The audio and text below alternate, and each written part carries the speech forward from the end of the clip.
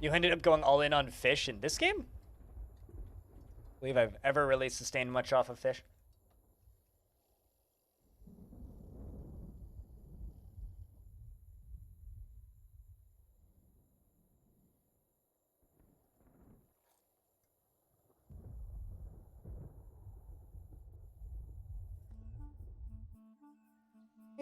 I'm pretty sure I'm importing steel, aren't I? Yeah, I'm importing too much stuff right now.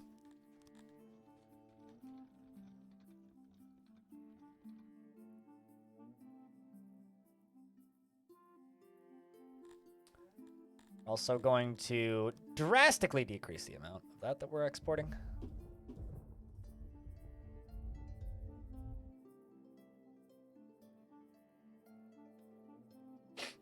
Without realizing that you could scroll. That's insane, man. That you filled up the entire tech tree without realizing. I mean, like, I don't know. I don't consider myself an expert at this game in the slightest, but that's just very funny. I mean, if theoretically, then you've been able to scroll the entire time. So I have 55 hours in this game. Not counting the little bit that I put in on itch, so probably like 60. And I only just realized that the tech tree scrolls. Whoop. And there's not only that, but like, it goes real far too. Like, huh.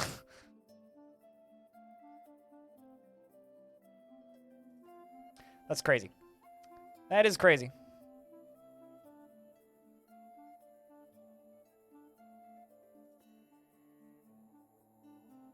Yeah, research seems fairer. It would be kind of awesome if research was like person-based, so that like you have like philosophers that memorize books.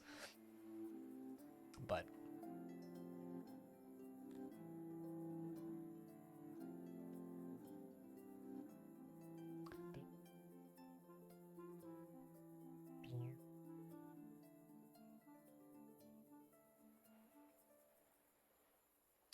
right, we got 32 little bars, meaning maybe bringing them here. How do they're bringing them to the other one? Bringing them to the other one. Yeah, looks like it. Not exactly smart. You should have gone the other way, guys, but that's fine.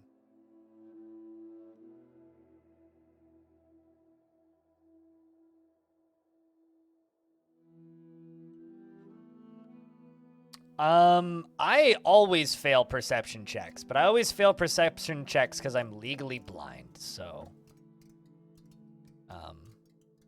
that makes sense, you know?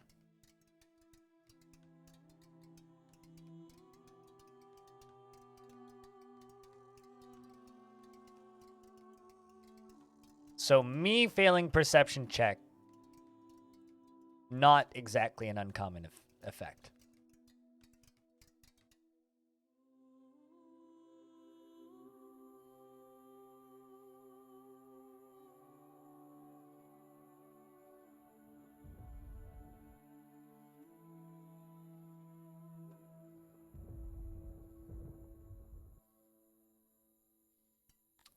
Also, I totally forgot, but I was actually going for mining so I could mine this stuff.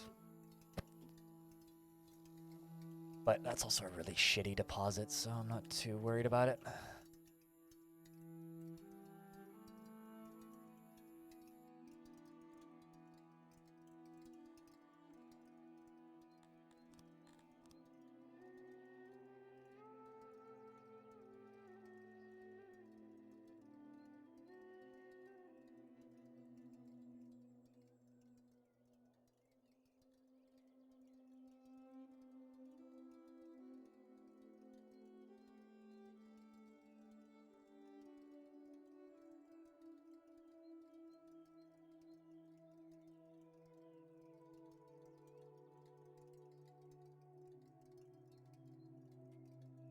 For me, it always doesn't register even though you physically see it, really. Yeah, I don't know. I feel like the UI for this game is this weird mixed bag where it's really elegantly designed, but also it's like, because it's so elegantly designed, it's like weirdly obtuse. But I don't know. I kind of like that. It gives the game more a recognizable, like, game feel, I think.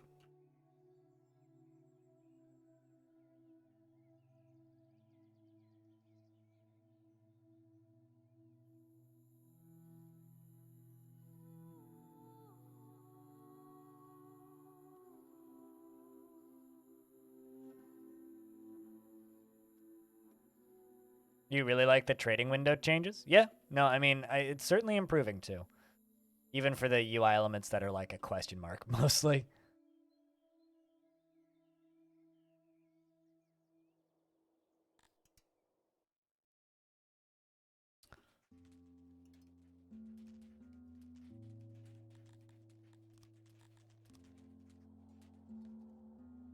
We also need, like, roads going this way pretty soon, I think. Just give these guys one of these.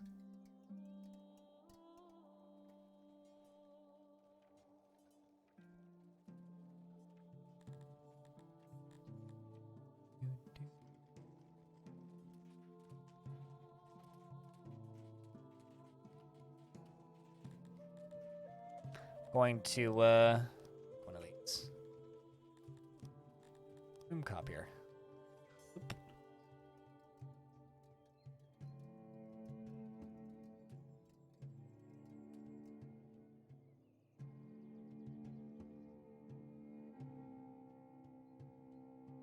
Hey, another bathhouse is done.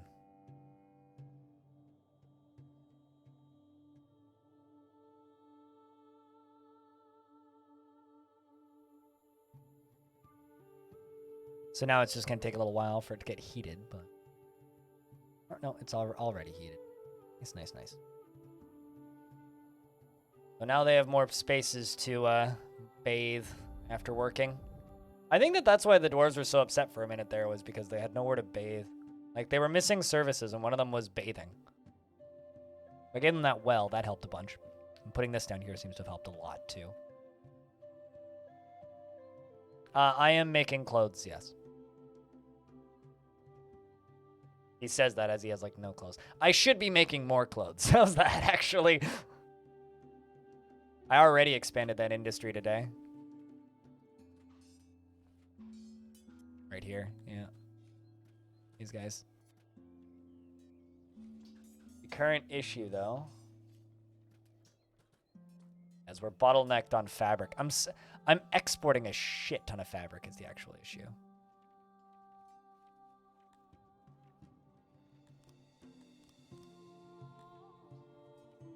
You disabled?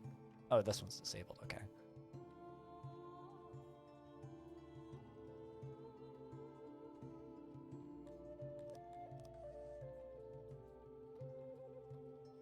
That's the actual issue, is I'm selling too much of the fabric. But how much, I'm just gonna make like 4 more weavers.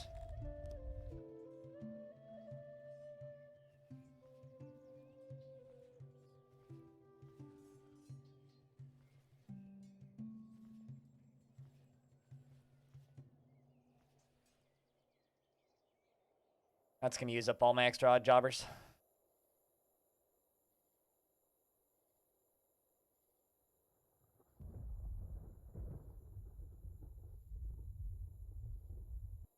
So make more clothes. Banana. Dude, if I was only allowed to wear 3 out of 5 pieces of clothing, right? So if we're saying 3 out of 5 pieces of clothing, right? That would be like jacket, shirt, pants. That's 3, right? Socks is 4. Underwear would be socks and underwear would be your 5th, right? Imagine not being able to have socks or underwear and then being in minus like 22, whatever that is.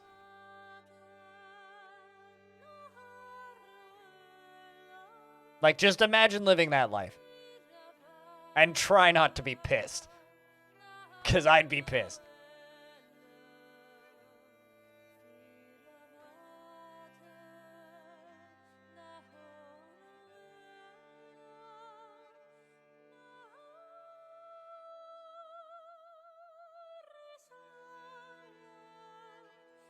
Also, that's going to take a lot of metal.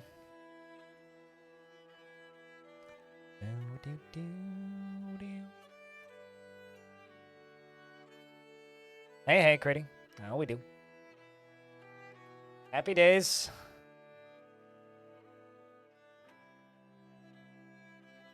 Also, how are we doing on our coal? 5,800. All right, well, I got a new thing to export now.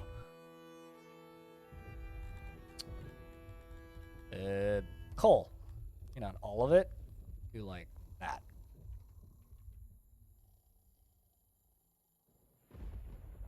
We have a new export.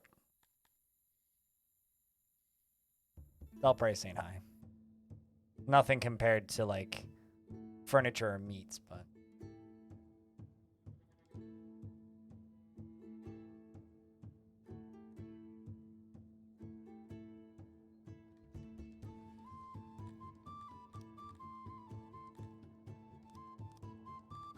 all right, who turned my particles off? Did I do that? I must have done that.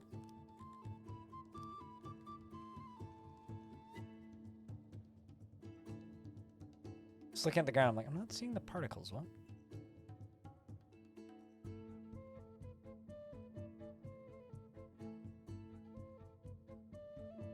Issue more often when your pops want more, but they want to do less, and I'm starting to think that more pops from the type. So you know how in Dwarf Fortress you need to have lots of idlers? This game sort of has that, except it's these guys, right? The odd jobbers. You need lots of odd jobbers, otherwise people just get real pissed at you.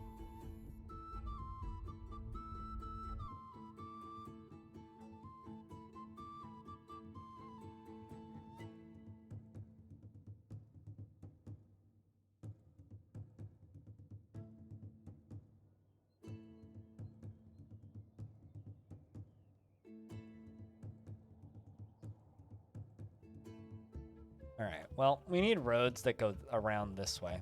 So you know what?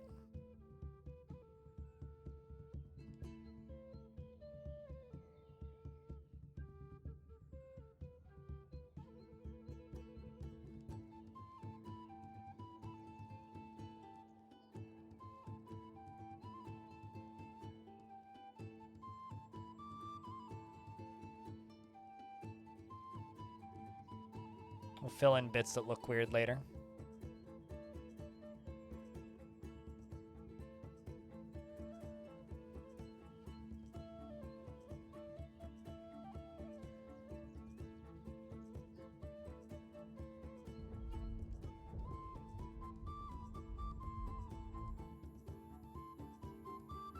Yes, idlers are... It's better to have idlers in DF than 0 idlers. Because idlers mean that they're moving from one job to another. Meaning you have people accessible. If you have 0 idlers in DF, 9 times out of 10 you're overworking your population and they're going to get stressed. You don't want lots of idlers, but you want some idlers. It's just like, if 80% of your population in this game is an odd jobber, you're doing something wrong. But you want like I've got 1,100 people, right? I want probably around 100 odd jobbers, I would guess.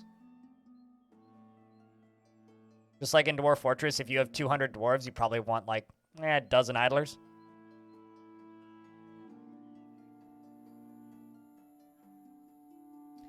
But here's the thing, right? Socializing in DF also counts as a job now, right? So, because socializing counts as a job, you have less idlers in DF than you used to. But there was definitely a time in Dwarf Fortress where, yeah, you wanted idlers.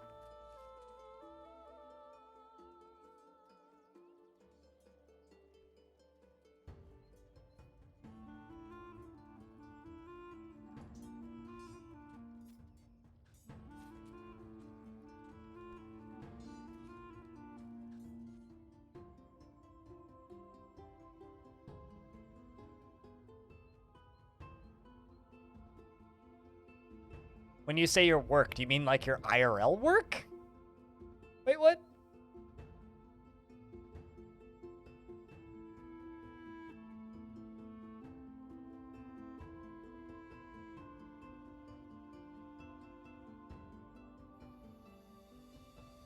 Will they socialize regardless of how many work jobs there are?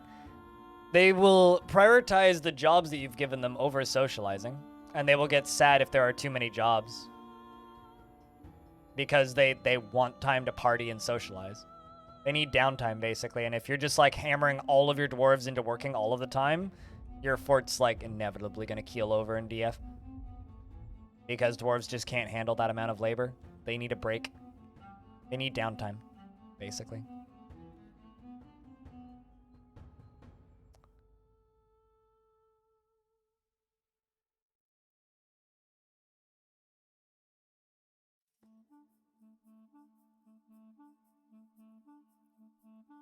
Which is why you use wheelbarrows.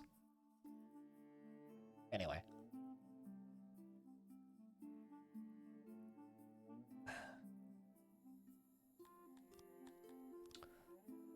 Big.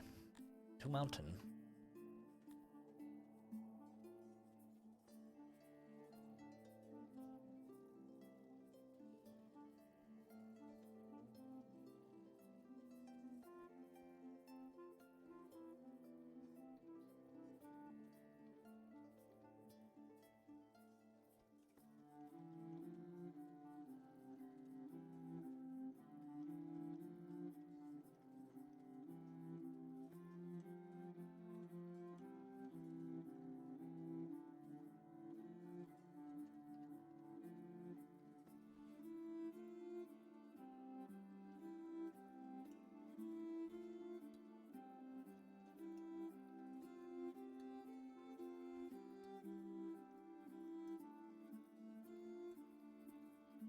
Building walls with non-block diorite, distance 100 plus. Yeah.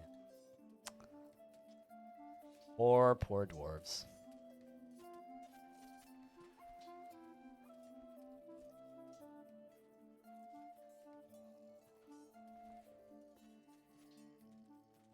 You're at work, you can't make me that angry all of a sudden. People are looking at you funny. I mean, are people looking at you funny because you're constantly pulling out your phone and typing?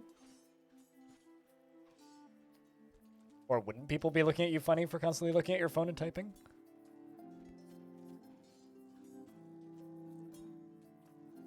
It's like, I know how I used to get away with being on Twitch at work. Back when I had a job. And now I always just wonder, like, how do other people do it? Because I used to, like, always come very close to just getting in a lot of trouble for just, like, you know, being on Twitch all the time. And I'd always, like, weasel my way out of it. Without ever actually getting in trouble. It's good times. I say that with, like, the utmost of sarcasm. Phone is in toolbox. Sometimes you gotta let things cool down or something. So are you, like, listening on hands-free, or? It's nice that you have your own area, though.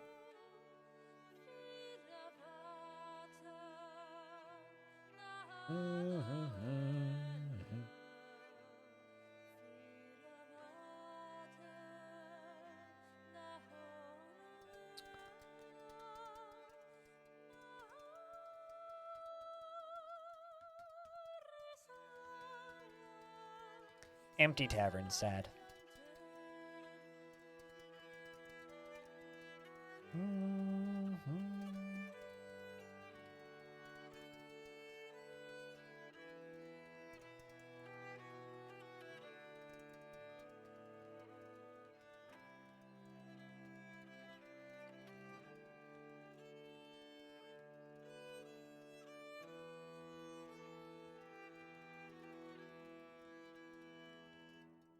Hot metal splatter and tempered glass screens don't get along well. Yep, no, I agree with that.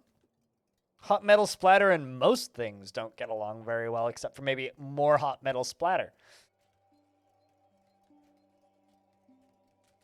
Hilariously, they're also given for the name Treasure Pits, the Golden Gloria map, predominantly of native gold. Wait, what? That your name is Pick and Dwarvit? Oh, Tekud? Yeah, okay. Yeah, you can have dwarves named Tekud in Dwarf Fortress. It's like Urist equals dagger.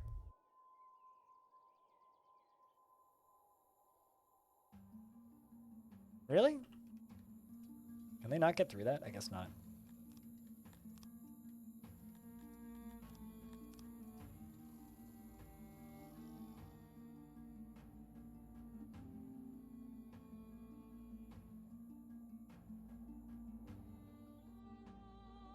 You have high freedom and high responsibility job. As long as you get the job done and don't waste too much time, it's fine. Whatever you can do whatever you want. Yeah, I mean, that's the best kind of job, right, Next?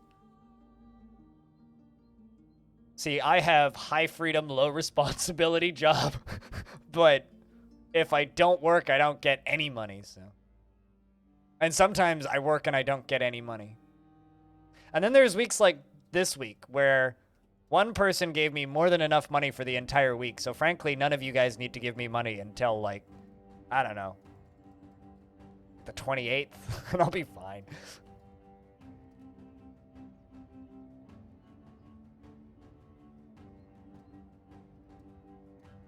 Which are honestly like the nicest weeks because it just means I don't get stressed about not making money for 4 or 5 days in a row. I do make money every day, but there's lots of days where it's like, I made 20 bucks, which is fine.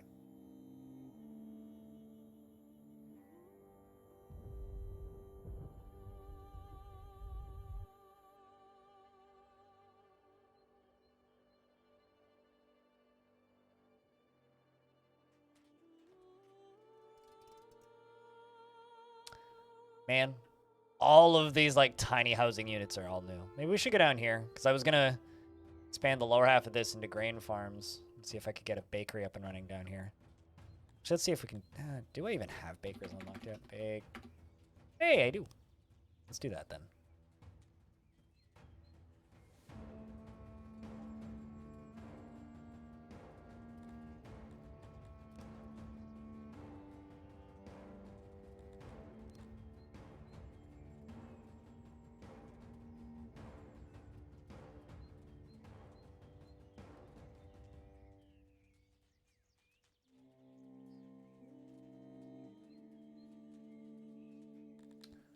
Let's do that, and then auxiliary oven, which gets 65%.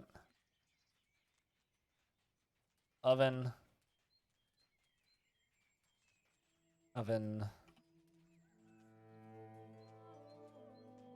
Oven. Oven. Oven. Oven. The question is, do I have space for storage? Do. But I kind of want more space. So what I'm going to do is I'm going to expand this down here. Kind of like making L-shaped buildings.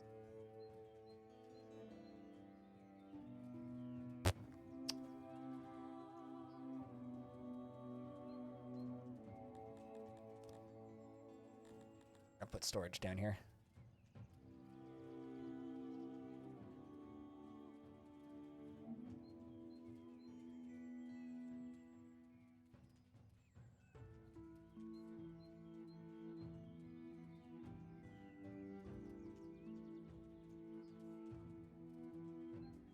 How is that not reachable?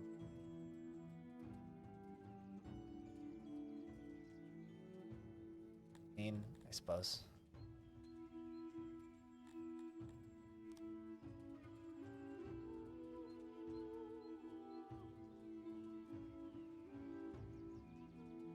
Oh, the max amount is reached.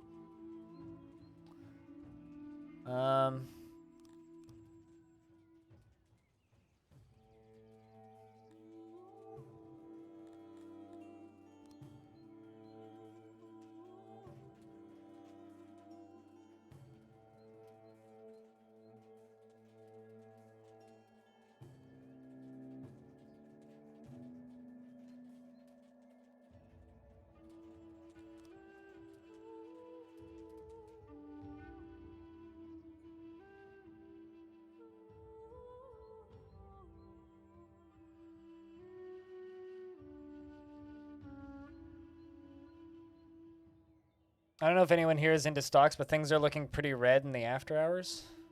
I have stocks, but it's very basic and I don't manage them. So, I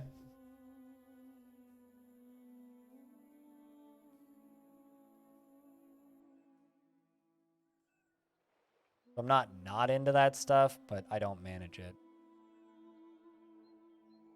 Being disabled in Canada, you get that stuff just done. They just do that stuff for you.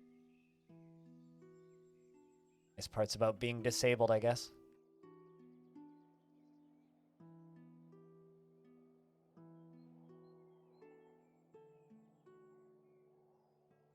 So you've got a headcanon that humans baking bread involves sufficient amounts of non-baking mayhem.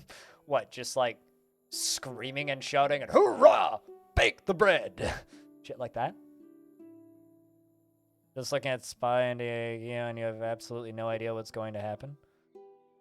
I mean, everything is just like a clusterfuck right now in all markets. So my general theory is don't put all of your eggs into one basket, and by that I mean don't put all of your eggs into finances and just exist.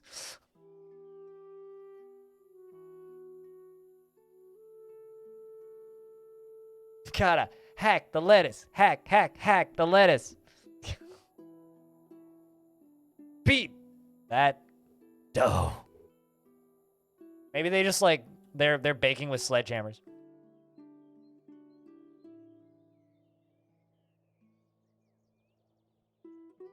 Has been one of the pandemic hobbies. You very much agree on Blind's earlier statement. It feels like change is coming. I mean, I am one of. I told my dad this the last time he came over, and he looked at me like I was insane. And I told him that the only way that our planet is going to survive is if we all simultaneously decide to consume like a third of what we consume. And by that, I mean power, not food. Food you need to consume the same amount generally.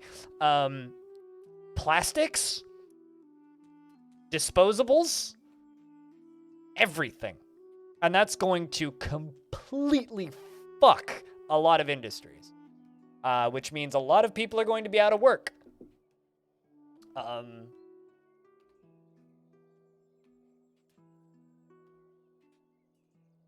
But we also need to consume.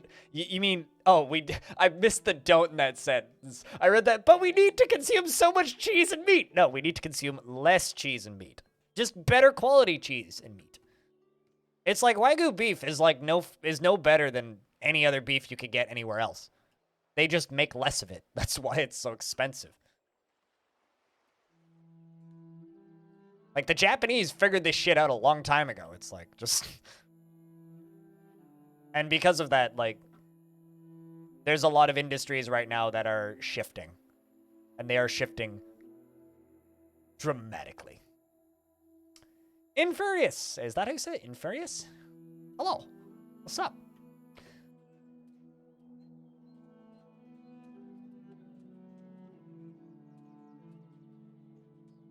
I mean, you know, consuming less things, mind, is the best way to save money. Buy less shit. Buy less but slightly better quality shit. As a Frenchman, you need to consume a lot of cheese. As a Canadian, I can subsist mostly on maple syrup, generally. So, it's fine. There's unlimited amounts of that, and it comes out of trees. Just stop chopping down trees, and we'll be okay.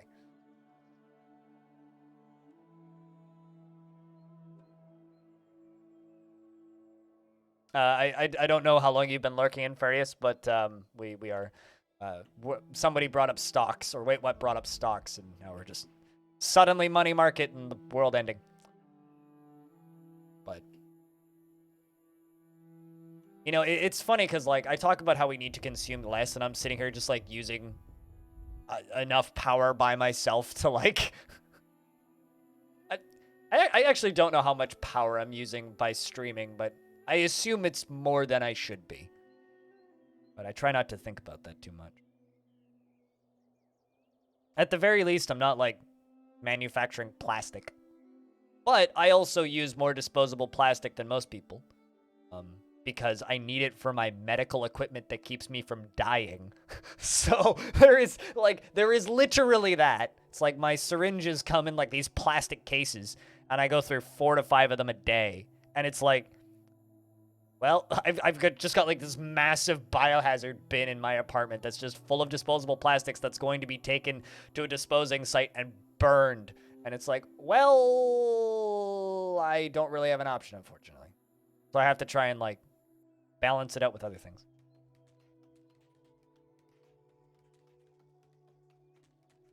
You discovered this game earlier this week from a Canadian streamer? Well, I'm also a Canadian streamer. I'm trying to think, what other Canadian streamers would have streamed this game?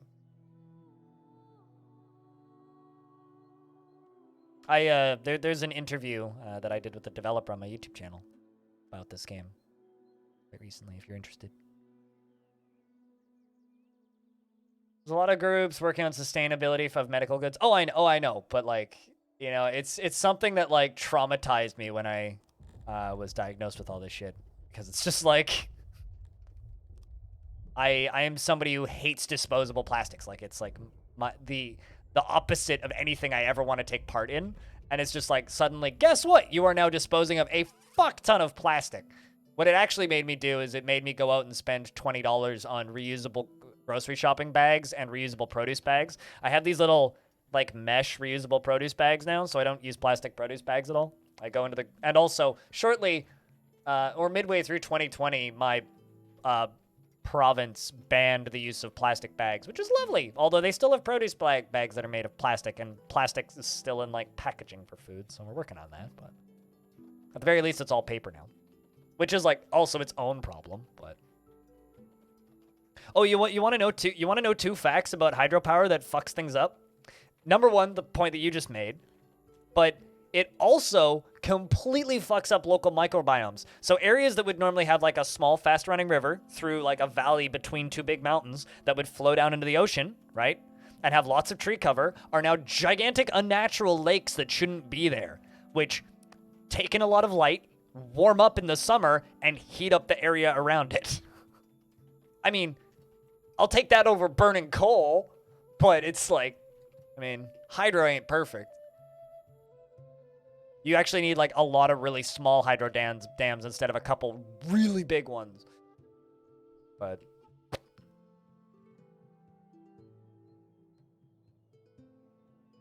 oh, absolutely. Wait, what? Absolutely. The thing is like, you know, it's funny, right? Because like my dad works in robotics and automation, right? And the company that he works for is like injection molding plastics, right? Not only that, but like one of the biggest in BC. And hearing him talk about how he feels about the industry that he works in is kind of humbling. He's just like, well, they are doubling and tripling, like the owners of the company have been doubling down on the most redundant disposable plastics, like, period. They do have a lot of like gigs that are all based on like medical stuff. So they do like medicine caps and like needle casings and various other things, probably stuff that I use, for fuck's sake. But their primary moneymaker, like their most profitable like job that they had, period, ever, is disposable name tags for private events. Like literally like single-use name tags. Like name tags, like name tag covers. So it's like, it's just a thing that you slide a piece of paper into that has your name in it, or you snap over a little engraved thing with your name in it. That's it. And they last like they fall apart in weeks. It's these little fucking plastic covers for name tags. And they make like, it's like 12,000 of them a day. And it's like on a machine that's bigger than a semi-truck.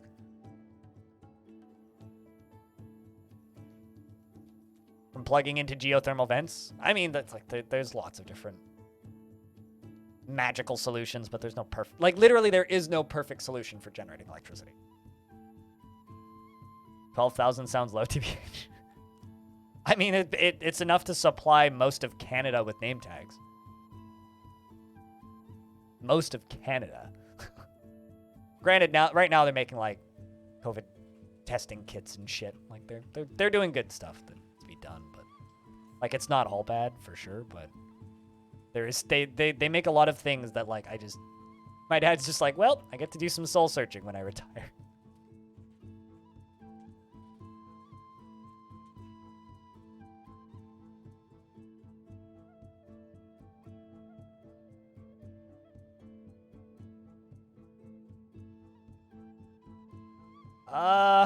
Geothermal, yes. Nuclear is a question mark. Nuclear has problems that we're solving. Nuclear is more about where you put it, right? Like nuclear in the middle of like a landlocked place that's never gonna have an earthquake, great. Nuclear in Japan, that's all I'm gonna say. You worked in injecting molding in an auto sector. Auto sector, gotcha. Yeah, see, they mostly do like medical farming equipment and disposable plastics. I actually worked in that factory for one summer and I never wanted to go back. The auto sector and the manufacturing side, they can produce hundreds of parts per shift at very low quality machine, and those parts will last many years on vehicles, and can only imagine the small bits of disposable plastics. Yeah, it's like that place, they make these oh god, what even were they? They're about like, turn the camera on. They're about this big. And they're for golf. They hold a golf ball, right? It's not a golf tee. It's a little clip that clips you clip the golf ball into it. And I remember working that job, and it was basically just like you had to pull these weird little golf ball things, or these weird little golf ball clips out of the machine, snip all the ends off, the leads off, which there's more plastic in the leads than those, and they are single use. And then a golf ball is snapped in, and then they sell the golf balls in these little plastic containers. I thought you went to bed, cutest. But they're disposable. So when you pull them off the golf ball, you throw them out. And they make thousands of them a day. And it's just like, I don't think they do that job anymore, but it's just like shit like that. It's just ridiculous, some of the stuff that we produce. Or like quart fruit containers. Like you can buy like nice organic fruits and it comes in this plastic piece of shit that like isn't even recyclable. Like the amount of plastics that just aren't recyclable because it's not profitable to recycle them too is also a massive problem. Like everybody's like, oh, plastic's fine because you can recycle it. It's like, that's like not true. Not even close to true. So we're gonna need to bring coal down.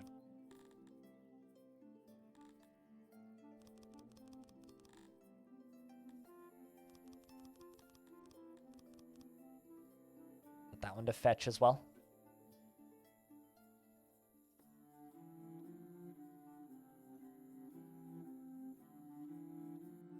It's like, because like if you look at the little recycling symbol, it's like 1 through 4 are frequently recycled, and then 1 and 2 are very easy to recycle. If I'm incorrect, please correct me. But number 1 and number 2 in the little recycling symbol are easy to recycle and commonly recycled.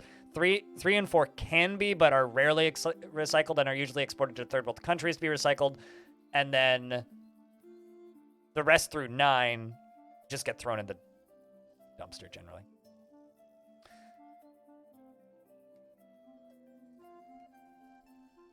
Plastics you used in the auto sector were very rarely recyclable. If the part was messed up by a machine or burnt or warped in short spotted, it would go into the garbage basically as it. Yeah. Absolutely. Inventing the solution for problems that don't exist. That's what rich people do as a hobby, dude. What do you think NFTs are? Sorry.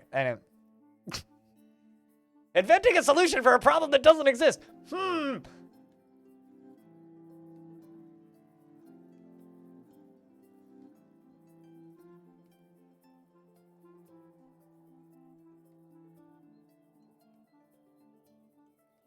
Well, actually, it's just a solution to bleed money out of rich people. That's all. You can charge more for packaging, you make a higher profit. It's like, I received a gift from Twitch, right? For Christmas, by the way. A holiday gift from my, air quotes, employer. And this gift included a bunch of plastic crap that I'll never use, a water bottle that's real nice that I absolutely will use, a blanket that I already use, and a few other things. But the amount of paper packet and plastic packaging that came with the thing is ridiculous because nothing in that was even remotely delicate. The most delicate thing was the wireless phone charger. And it's like, that's like, I could probably throw that off my building, the top floor of my building, onto concrete, and it would probably bounce and be okay. Like, it's basically just like a USB thing covered in plastic that apparently is so poorly designed, it's like a fire hazard. And I look at shit like that and I'm just like, okay, number one, why do you need to use so much plastic packaging? Like, it's actually ridiculous how much packaging is in the thing. But also, why do you need to make these things? Like, if they told me what was in that in advance, because they didn't, I probably wouldn't have taken it. Like, I would have wanted the water bottle, but that's about it, because I needed a new water bottle.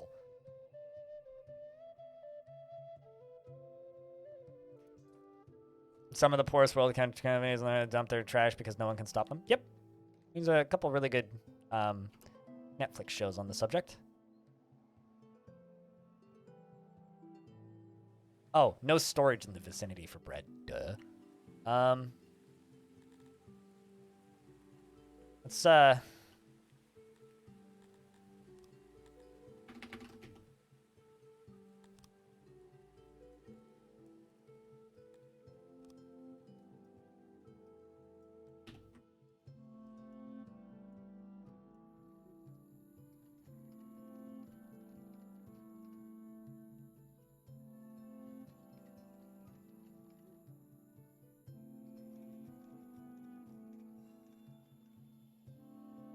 That's what I want.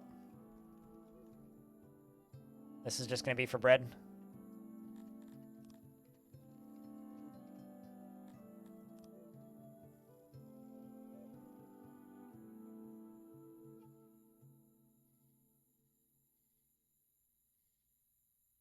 Well, but there's more so in a where do I put this type of waste rather than a how do I reduce the waste? Yep.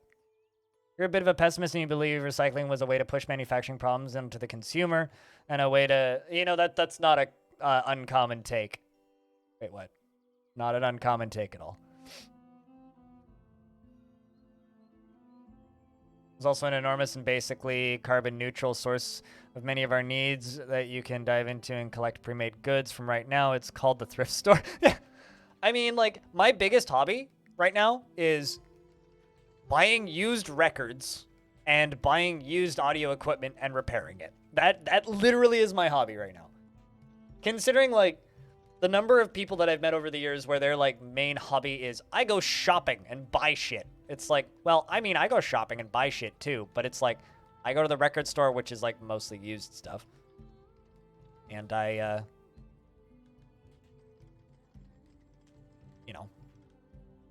buy antique audio gear. And repair it.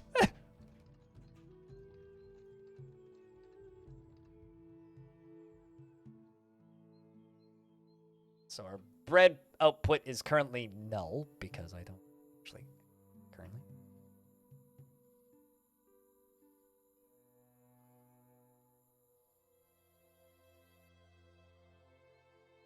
We're just waiting for some coal to get shipped over here.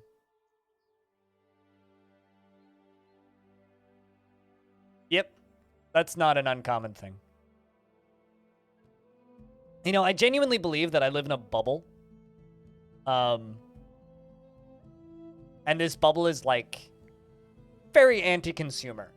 And I think that that bubble is getting bigger. But there's still a very large portion of the population of the planet that don't live in that bubble. That don't really acknowledge over-consuming as a negative, right? And I think I and a lot of other people that are in a similar bubble almost take it for granted that there are people that aren't in that bubble.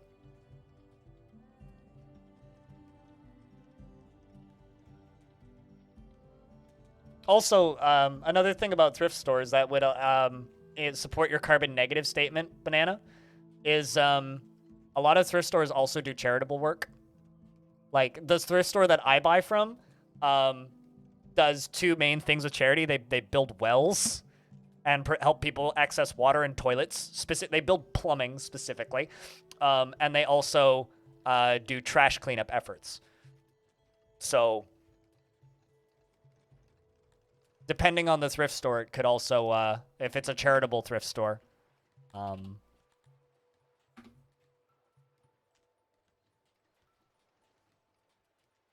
what's the land thing?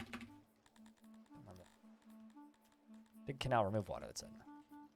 The land thing, remove water. Yeah, that.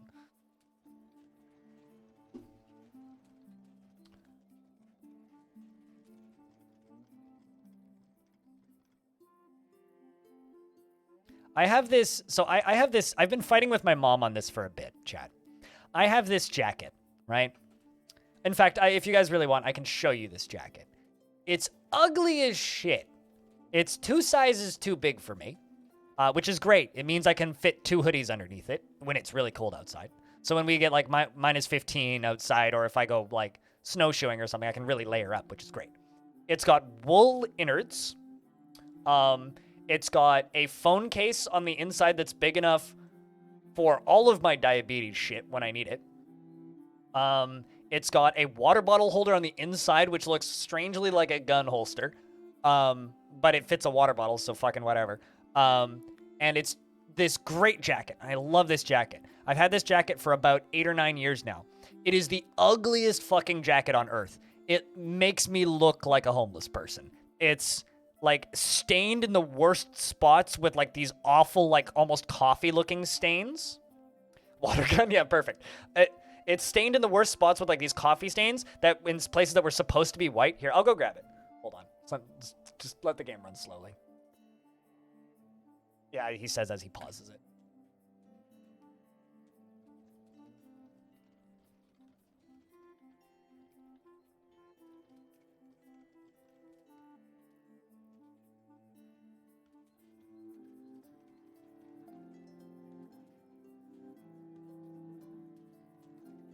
So this is the jacket. It's got like, this is supposed to be white, and it's like that color. It doesn't, it's maybe not showing up all that well, but it's like blotchy. Like it looks like somebody poured muddy water on it. And it's got that all over it. Like, how's that? So, it's got these like this massive pocket on the inside, which is expanded, so I can like shove my arm all the way in. It's got like pockets on the front that also are way too deep, that you can fit way too much shit in. It's great for smuggling drugs into concerts, but it's like I bought it for $4 like a decade ago, right when I moved out in 2012. My mom hates it, and I'll finish this spiel in a second once I put this jacket away.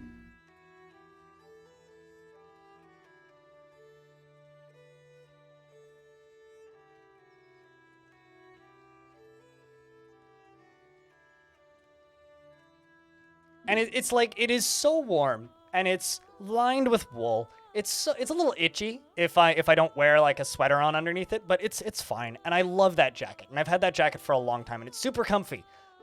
Every time my mom sees it, she says it makes me look like a delinquent, and she asks to buy me a new jacket. And I always say no. Every time.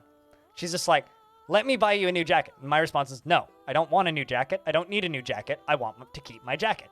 And she always goes, but it's ugly and it looks bad on you. And so she desperately wants to buy, and I hate buying new clothes. Like, it's my biggest pet peeve on earth. Like, I bought clothing shortly after Christmas, specifically for snowshoeing. I bought waterproof pants.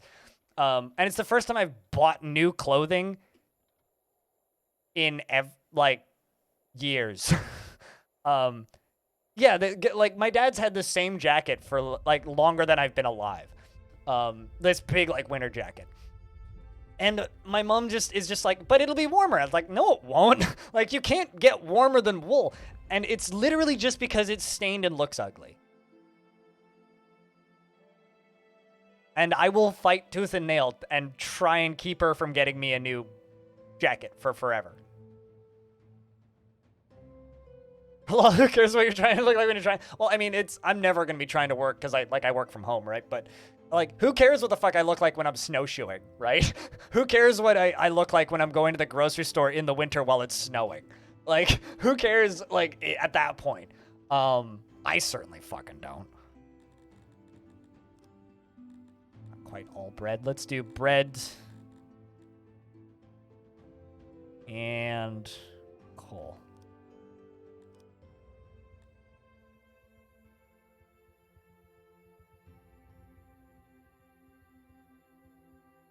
There we go. Look at all that bread. We got bread now. Success.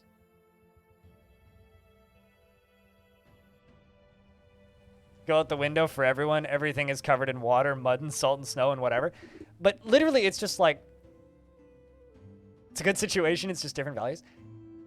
It's just... That's I think, like, the difference between people who like purchasing... And, like, my parents are pretty carbon neutral at this point. Like, my parents have a massive garden. They own an electric vehicle. But it's like, there's still, like... a few things in the way that my parents operate where they're just like, no, buy the new one. And my dad, not so much. My dad doesn't give a fuck. My dad's just like, oh, yeah, jacket. But my mom still has that thing where it's just like, no, you need to get a new jacket. You need to go get yourself you need to get a new jacket.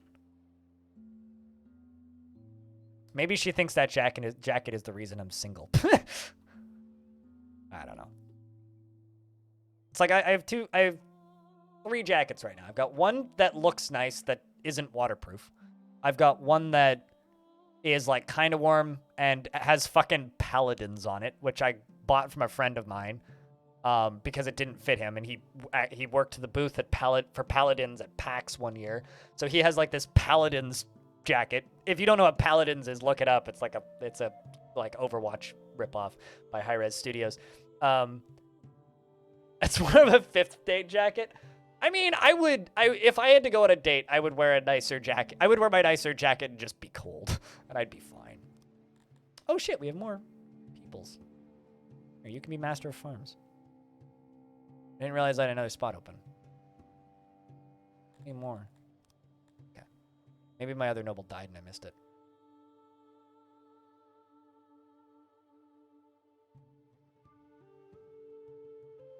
And he's still wearing it because it was paid for by a taxpayer's dollar and is indestructible. Yeah, no, absolutely. I mean, it's just like, it's kind of funny because like I was talking to my aunt because I got a pair of snowshoes for Christmas, right?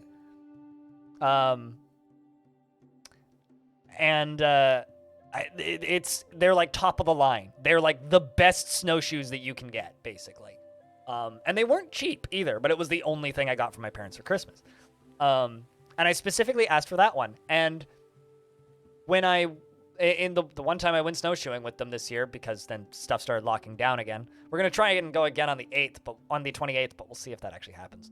And the second, like, I went out, there was multiple people that were like, oh, you just bought those? Why didn't you get something cheaper? It's like, well, I'd have to replace them. And like, yeah, but you're not certain that you're going to be snowshoeing. It's like, well, I used to rent snowshoes all the time. And like a lot of people's logic is like, well, I'll buy the cheap one. And then in 2 years, if I decide I want to keep doing this, then I buy the expensive one.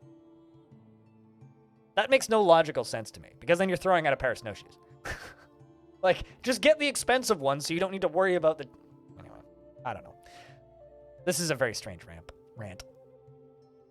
Paladins was good for that. Was a good 2 weeks of gaming. Yeah, that's about right. Seems about right. I mean, it's funny because I have this, like, the Paladins jacket has this big fucking patch on the front of it, and every now and again, like, I'll be outside or something, and somebody will be like, "Do you play Paladins?" I'm like, "No, never heard of it."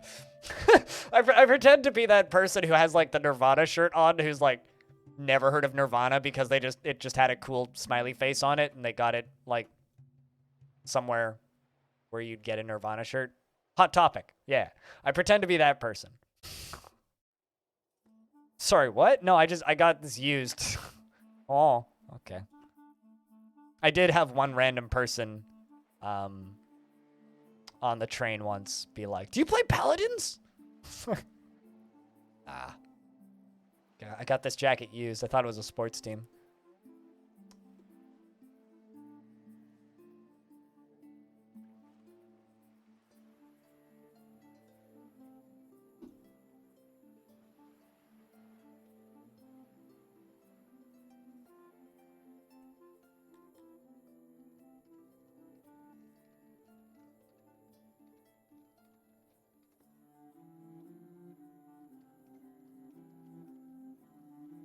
Poor Canadian Paladin fans. Poor Canadian Paladin fan. I've only met one. Although I do actually get weirdish looks walking around in Discord hoodies, though. That's where people, like, gave me the stank eye, like, what do you do? Speaking of, fans, though, go to bed, cutest. You said that you were going to bed, like, 2 hours ago. You're being like me. Like, the last, like, few days, I've just been exhausted because I keep ending up going to bed at, like, 3 o'clock in the morning.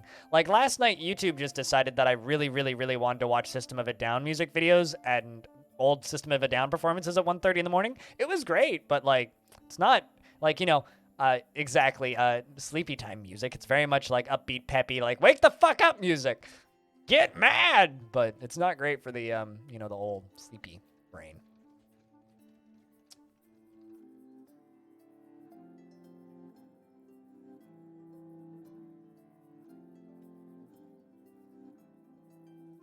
God, the, that stuff's tiny.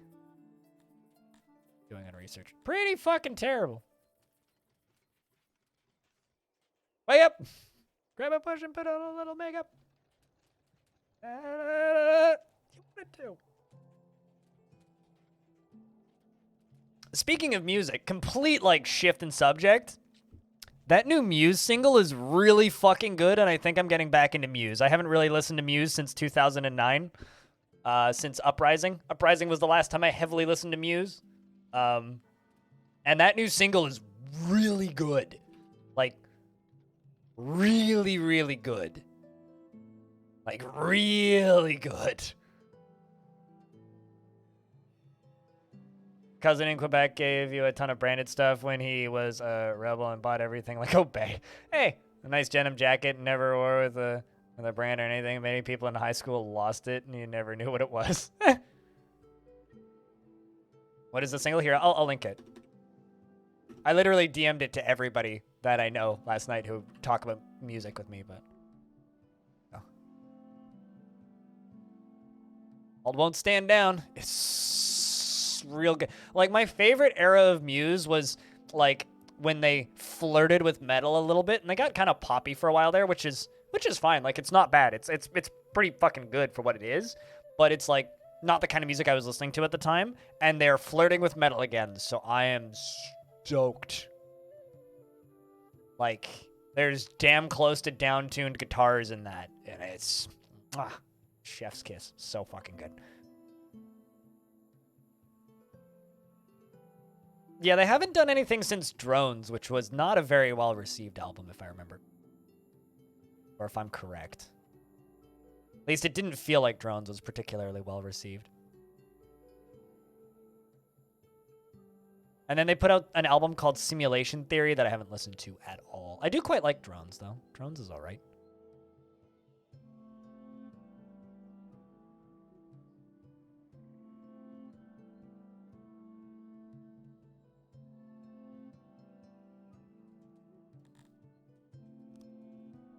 And I drop down all of this and just get it all moved.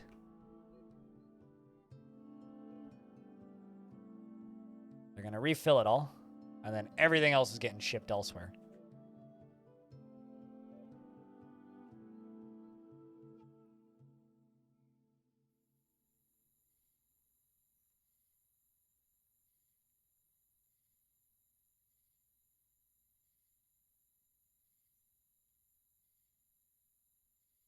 It's a lot of people just standing in that corner.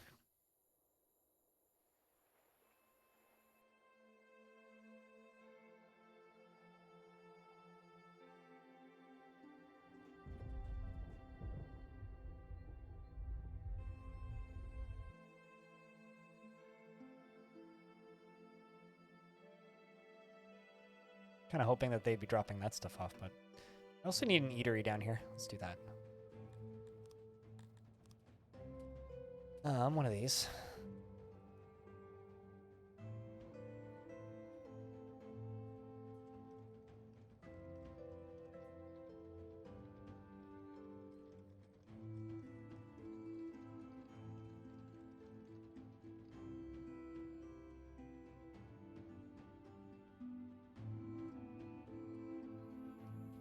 Friend of yours sang it in karaoke last week? Oh, really? Wow. But your cousin in Quebec. Let's see, is there anything else I missed here? But yeah, I don't know. Randomly heavy topics, so I hope you guys are all right with that. It's kind of funny because like I went in today kind of thinking to myself, it's like, yeah, you know, let's stay away from the heavy topics today. Boom! Economy. Let's go.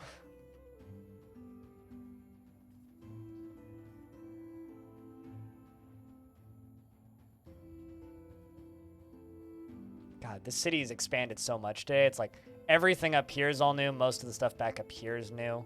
Most of this is new. Most of this is new. It's time to build more housing, I think.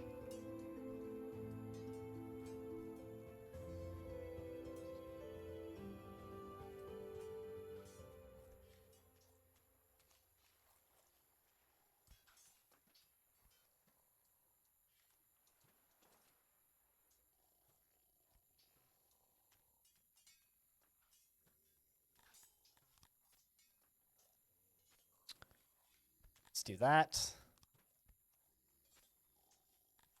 But yeah, I think I'm getting back into Muse. I saw them live when they were on tour for Uprising in like I don't even know what year. But I think it's time for me to get back into Muse. I blame my older sister. She gave me a copy of Uprising on wax for Christmas, and so I've been listening to that album again, and that album's still good. Still a good album.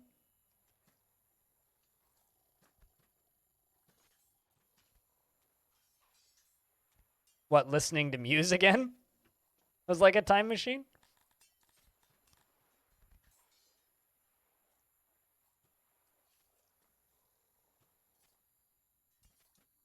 You want to see live performances again? I'm one of the lucky few that's actually been to, well, not this year, but last year I managed to go to like 5 concerts. We had this like lovely period of time in Vancouver for, I'll say about 8 weeks where there was like almost no COVID cases.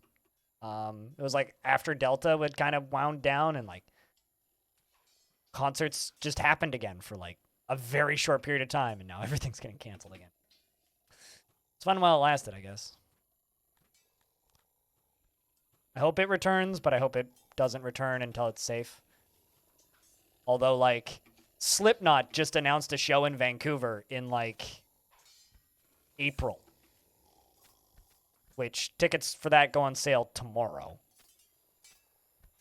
So I'm probably going to buy some tickets for stands because there's no fucking way in hell I'm going to be paying floor tickets to sit down. And also, if there isn't seating and it is standing, there's no fucking way in hell I'm going to be on a concert show floor in April of this year. So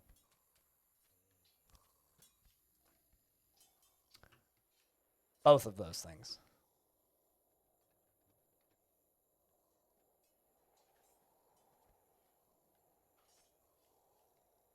It was the Muse you remember from back in the day? Yeah, they're still good.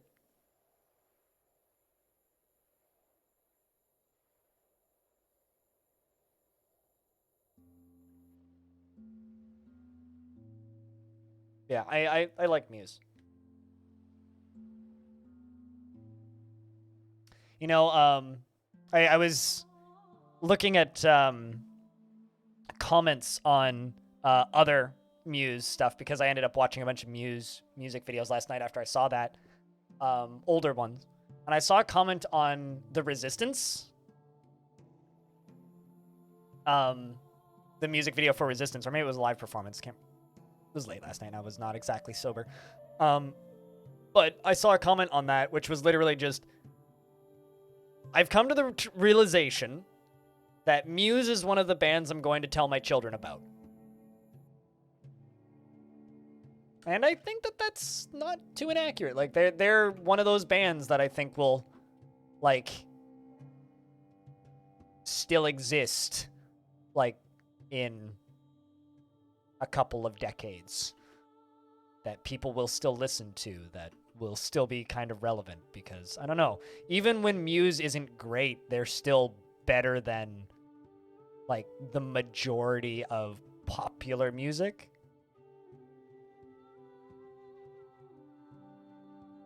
Like, that could be the only good song off of that album, but I still have, like, very, very, very fond memories of, like, Supermassive Black Hole and that whole era.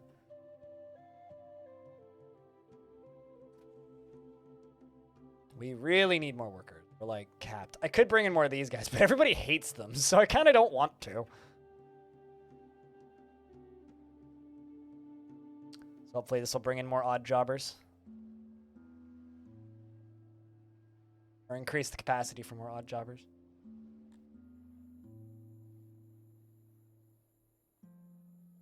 They sound like I don't think a lot of people are trying to make.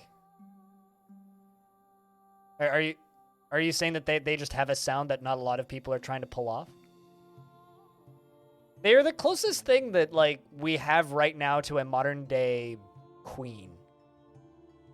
Like, no one else does that. Like, nobody makes rock ballads anymore. They're kind of one of the only groups that does that.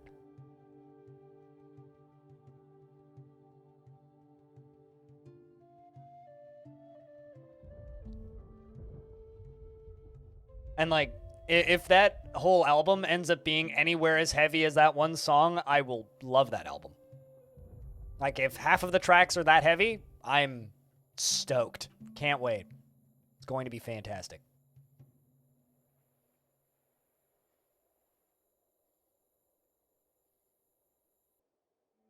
Also, that music video is pretty good. Just putting it out there. It's just a well-directed video. So I guess my two very anticipated albums musically right now is the whatever Muse is going to call their next album. And the new Animals as Leaders, which also looks like it's going to be phenomenal. Music video is creepy as hell, in a good way, though.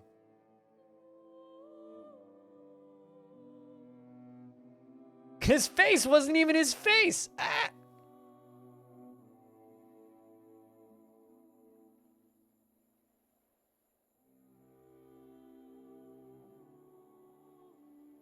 Rock ballads and songs that tell a story. Are you a big favorite? Yeah.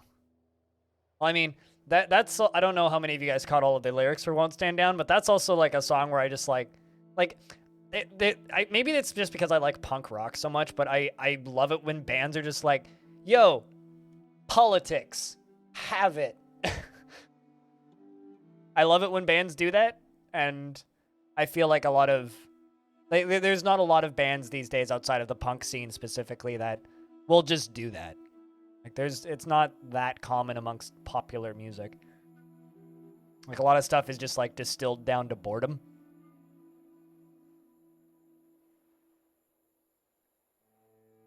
I have to, like, listen to Bad Religion if I want interesting takes on anything. Nothing wrong with Bad Religion. I'll listen to Bad Religion all day, but...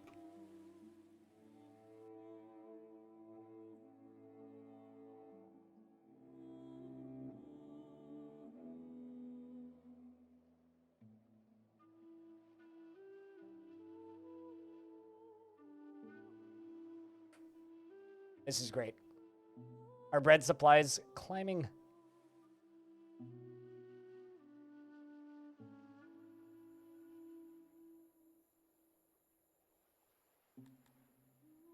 I think I might need more libraries. Bad Religion was your high school? I have Generator on vinyl. Specifically because Atomic Garden is one of the best songs ever written. Because we'll pretend it's Christmas Day.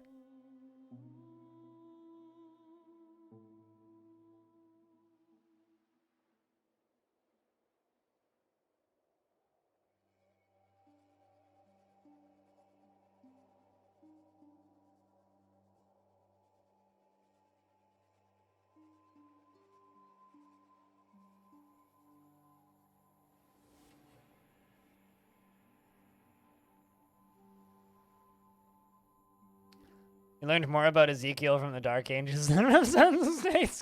What, from Bad Religion? Really? Bad Religion, the Intellectuals punk band.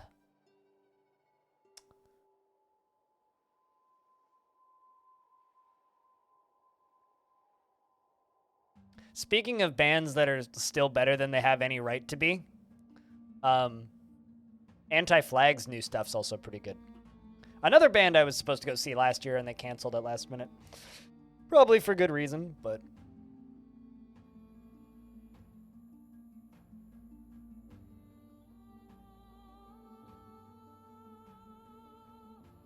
Ooh, we got another blue guy! Hey, don't know how long they'll stick around, but...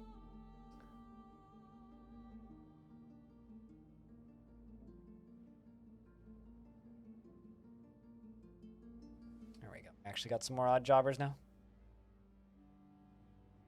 Just gonna take them a minute to walk onto the map.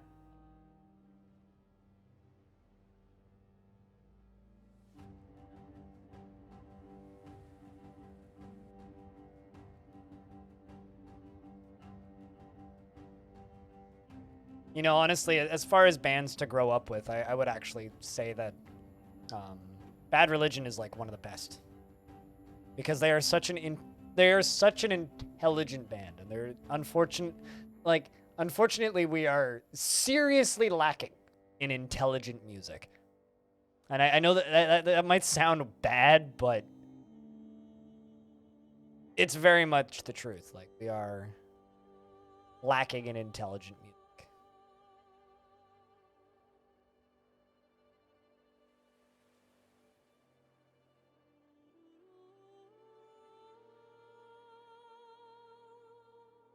One thing that the pandemic certainly has done, though, in my opinion, is improve the music scene. There's been a lot of really good music written during the pandemic.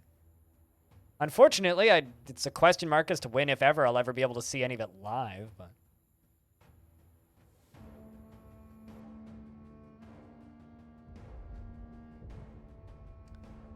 have to wait, I suppose.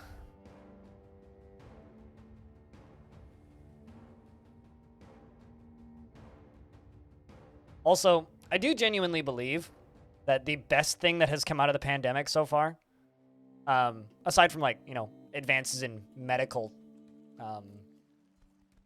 and industries surrounding medical research and funding towards medical research, I think that the best thing to happen during the pandemic is just the people's awareness of the value of time. It sounds weird to say it, but there's a definite, noticeable increase in other people being aware of their time being valuable. If that makes any sense. Like, before pandemic, if I were to start talking about how I'm trying to work less, people would just kind of look at me like I'm nuts. But now other people seem to understand the concept of, like, working less is not necessarily a bad thing, and maybe we should all be working less. It's like suddenly there's a lot of people who used to just be like diagnosed workaholics that all that they do is work, right? Who are maybe realizing that, you know, there's maybe more to life than that. And I think that the pandemic has made that extremely obvious to a lot of people. Something I've been trying to do recently is like, what are good things that have happened since COVID-19? That's one of the ones that I think, I myself, just from the way people talk on social media and otherwise, like, people are asking and demanding better now, which is kind of a dramatic culture shift, which also I think wires back into what What was saying about stocks. It's just like, because like workplaces are changing so much right now, in how we work and the way we like, and the relationships we have with work, because that's changing so much, it's like that's also going to impact the value of businesses potentially.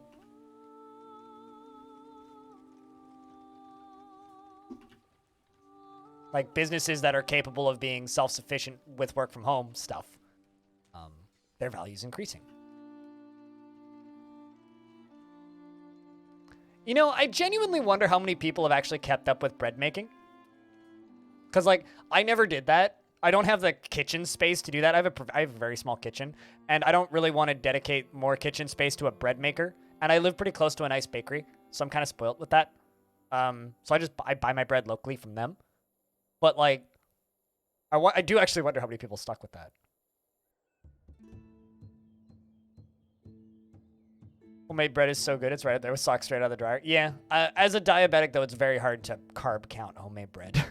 So I kind of just, that was kind of a non-interesting thing to me. That was a thing that I guess I totally missed. That being said, I do agree. It is good. But I go to the bakery to buy fresh bread.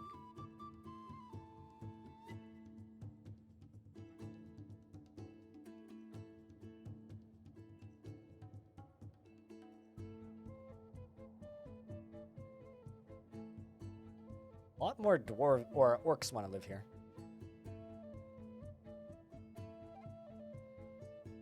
There we go. More living space. Looks like we got another 11.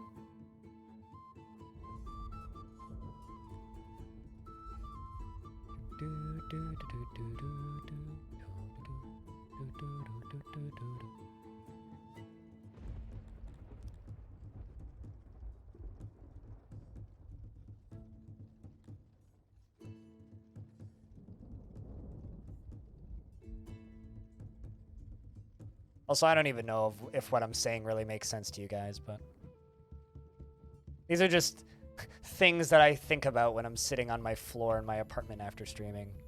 Being like, what is a good thing that came out of the pandemic?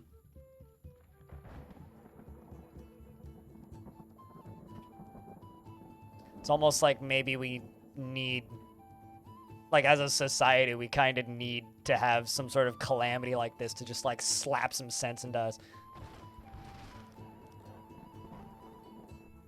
What? How come that blocks that?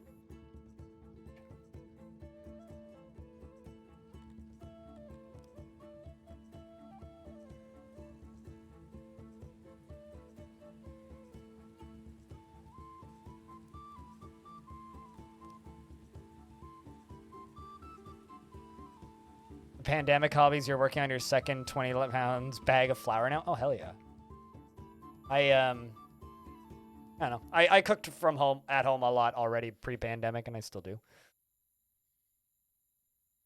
Although now I just stockpile food more than I did previously.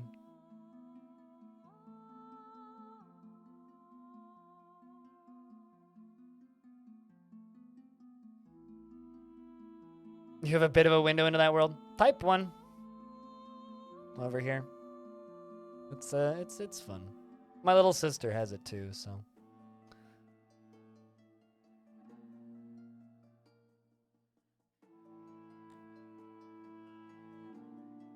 It's just fun because diabetes can cause blindness and I already have shitty eyes. That's the actual thing that I hate about it. Is high blood sugar makes your eyes degrade.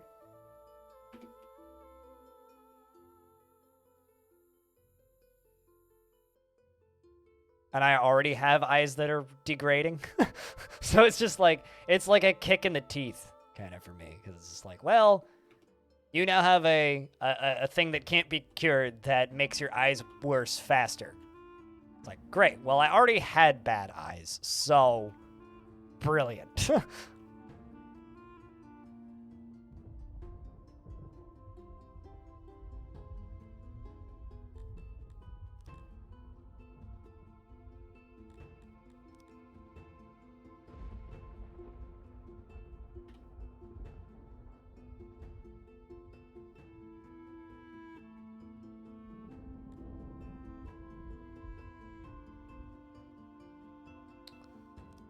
Do that.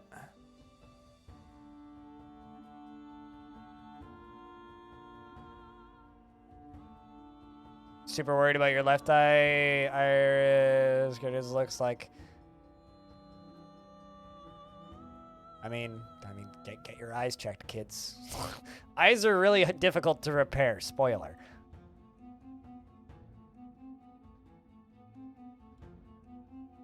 Also, I couldn't imagine taking care of a cat with diabetes. I have enough time dealing with normal cats that are healthy, let alone one that's like got diabetes.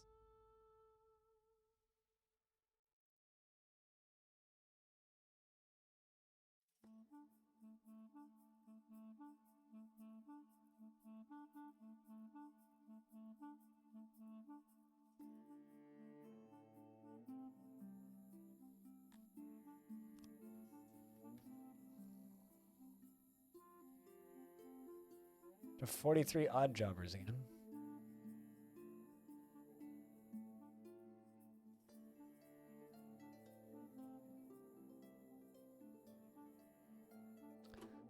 Going to build a library and we're going to put it in here.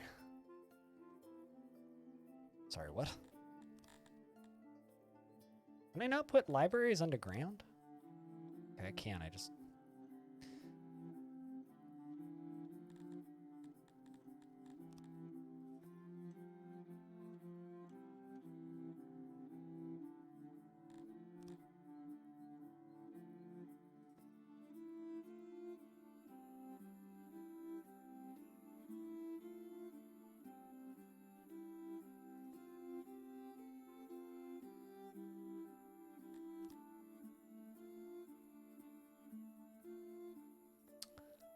%. 7. Hmm. 5. 100. There we go. Carpet. Fine. Carpet. Door.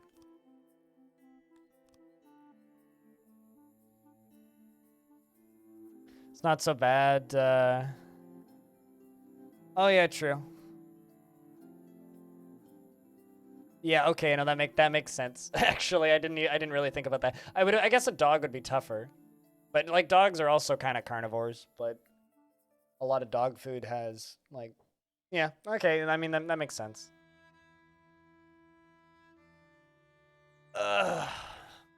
Fuck America for you know, patenting insulin.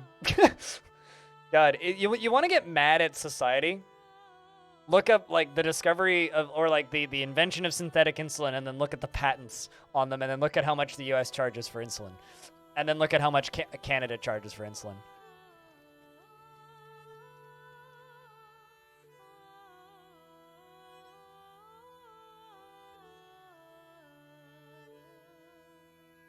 Excuse me.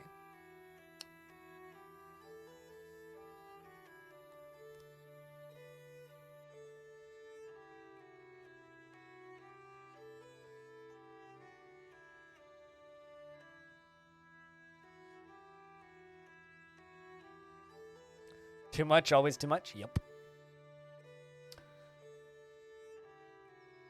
My favorite tidbit is that when insulin was, I guess, discovered, invented, figured out, I don't know. The whole point of it was that it's free and publicly available, right? Well, about that.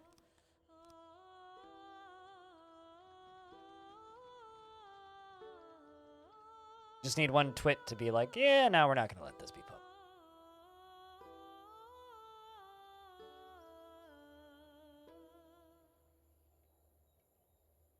Yeah, it was like one of the lowest sold patents ever. But I don't know. TLDR, the amount of money that it costs me about, well, actually, as of now, it costs me $300 a year. Get all of my diabetes supplies at my pay grade. If I was one payback bracket above, it would cost me $500 a year.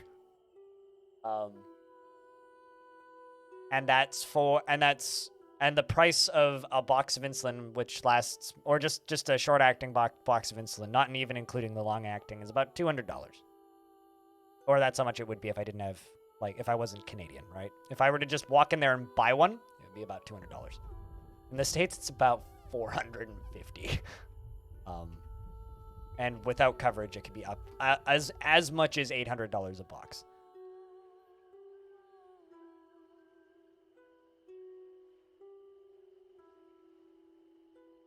Do I use a pump? Nope. Those things have, well, first off, pumps aren't fully covered for me in BC. Second off, everybody that I know who uses pumps hate them because they're not made very well. So they tend to break. So unless, you know, you want your lifeline to, like, have the ability to just, like, stop working one day, I prefer manual.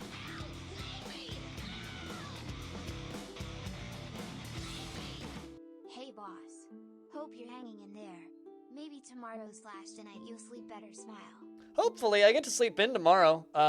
Tomorrow we record podcast for Sunday, but like, me and team are doing that at like 11 o'clock in the morning, which is like, I normally get up at about 7. So tomorrow I get to sleep till 9, which is, but doing okay. Yeah, doing okay. Exclamation point podcast. If you want to link to the first episode, Halcyon Frequency now has a podcast. Please leave us reviews on iTunes or Stitcher or Podcast Addict or I think Overcast has reviews. I don't know. Leave us reviews.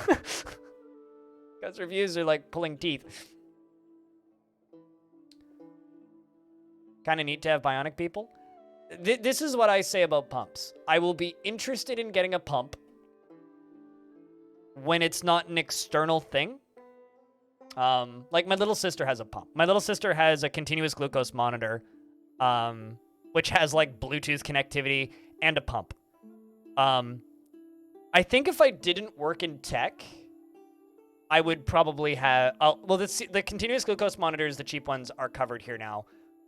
At the beginning of 2020, they were $300 every 2 weeks to get the pods replaced, which I obviously couldn't afford, and they weren't covered. Now they're covered, but you still have to buy the initial device, which is like $1,000.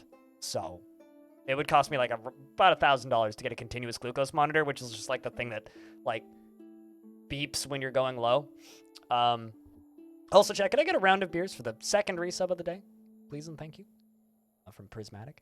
But I'm just going to state this. Possible links of failure. You know? Like, the more digital smart devices that keep me alive, the more of them that could fail. They're not made particular, like, they're made, like, well enough, but they're not made well enough that they don't fail, right? And there's, like, enough of a failure rate in all of those devices where it's just like, when you have, like, 4 smart devices connect, well, it's 2. It's like a pump, there's all of the piping, then there's the continuous glucose monitor, then there's the connectivity to your phone, because most of them need a phone to operate. And it's just like, that's like 3 points of failure. And it's just like, why would I do that when I could just, like, stab my finger and stab myself with a needle? Also, then you can't shower. Or you can't take a bath. And I like taking baths. Because there's nothing better than just getting high out of my mind and just, like, taking a long bath. So, I don't know. I just... There's enough, like, question mark, nah, issues for me. with pumps that I just. But Prismatic, it was funny kind of seeing you in the comments of that video. I was surfing Splattercat videos yesterday evening, and I popped into one, and I just immediately saw as the highest rated comment, Prismatic Flux. I was like, oh hi. On a Dwarf Corp video from like 4 or 5 years ago. You keep forgetting you made it. You want to know what was amazing? Is recently I was watching music videos, and I was watching a performance of Dimmu Borgir, which I'm probably mispronouncing, the black metal band, at Wacken in like 2011 or something. And I was just like, man, this is such a fucking good performance. I scrolled out and I see that I'd left a comment on it 9 years ago, and I was like, huh, all right.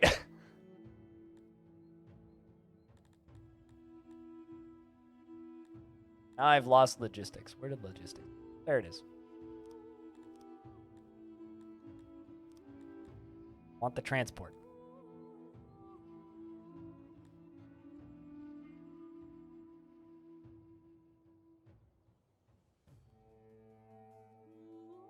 At least it's like a nice comment and not just like something where people pop in and insult you every now and again. I really need coal transport to down here. Like real bad.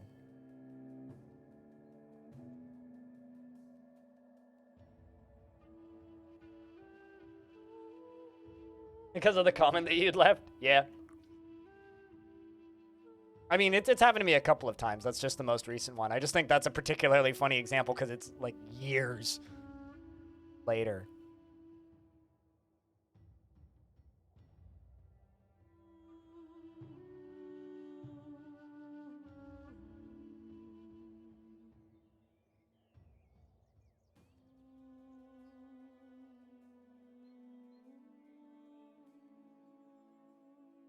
Nice to rediscover stuff. Yeah. You know, I agree with that.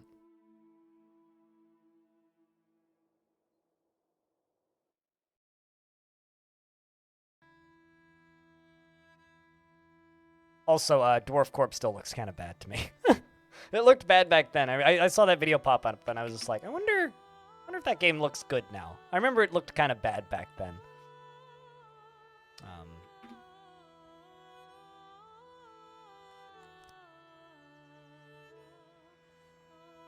Turns out it still looks bad.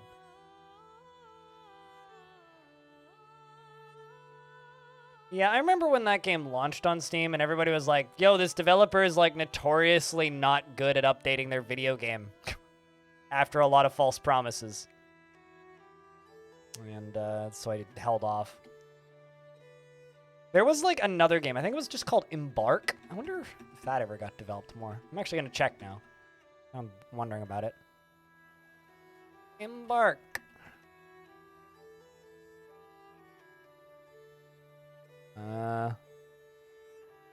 See, it last got an update November 30th, 2021. So, not that bad. Not that long ago. Not a lot of positive reviews. This is the other Dwarf Corp-ish game. Or Dwarf Corp-looking game. I mean... I don't know. Does anybody own this? Is it any good? I remember seeing streams of it initially and just kind of going, eh.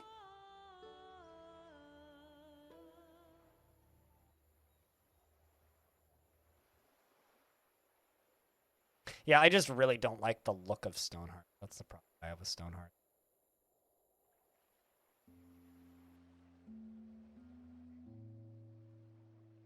Looked very unfun to actually play. Yeah, which is why, I mean, so, fun fact.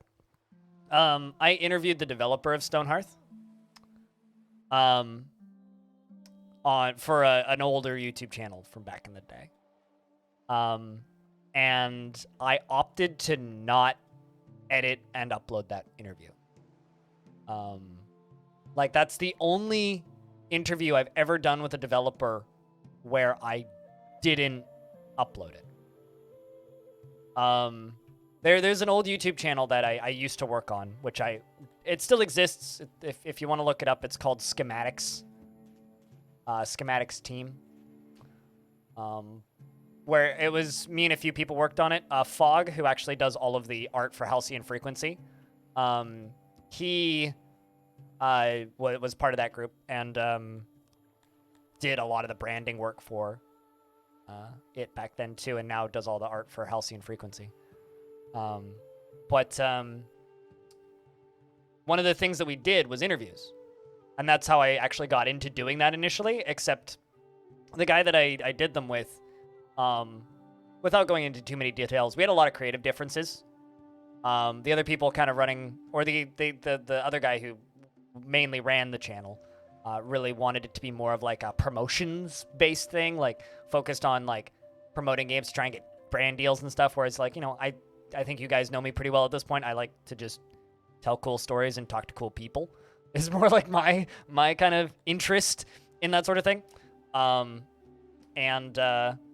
So like we all ended up parting ways eventually, but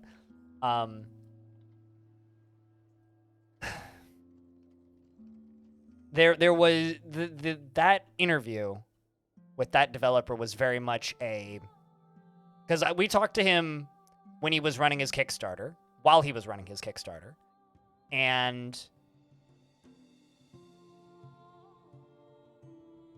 he made himself and his game sound so bad. Like, that's the only way I can describe it. He literally, like, that interview convinced me to not play that game because of the way he talked about his own work. He's just like, he'd never developed a game before, had no idea how to make a game. Please tell me what I should be doing. He didn't have a roadmap. In fact, like, when we asked, like, what's your roadmap look like? And he said, oh, that's a good idea. I should make one of those. And it's like, shit like that. I just talked to the developer of this game, right? And like, he actually like straight up states at one point, he's like, I'm not a game developer. Like, this is all new to me. But like, everything he does, extremely meticulous, very organized. And like, he has like an end vision. This game was just like, I have a bunch of mechanics that are kind of funky. You want to play with them? Tell me how to make them fun. Was literally what Embark was like. And it's the most confused I've ever been after an interview. Like, literally, like, me and the guy, Adfo, who ran that channel, literally, when that interview was done, we sat in that call for, like, 5 minutes, and we're like, we're not going to publish this, right? And he goes, no. Like, there's no way. Like, he will actively do damage. We will actively do damage to him if we put this video out.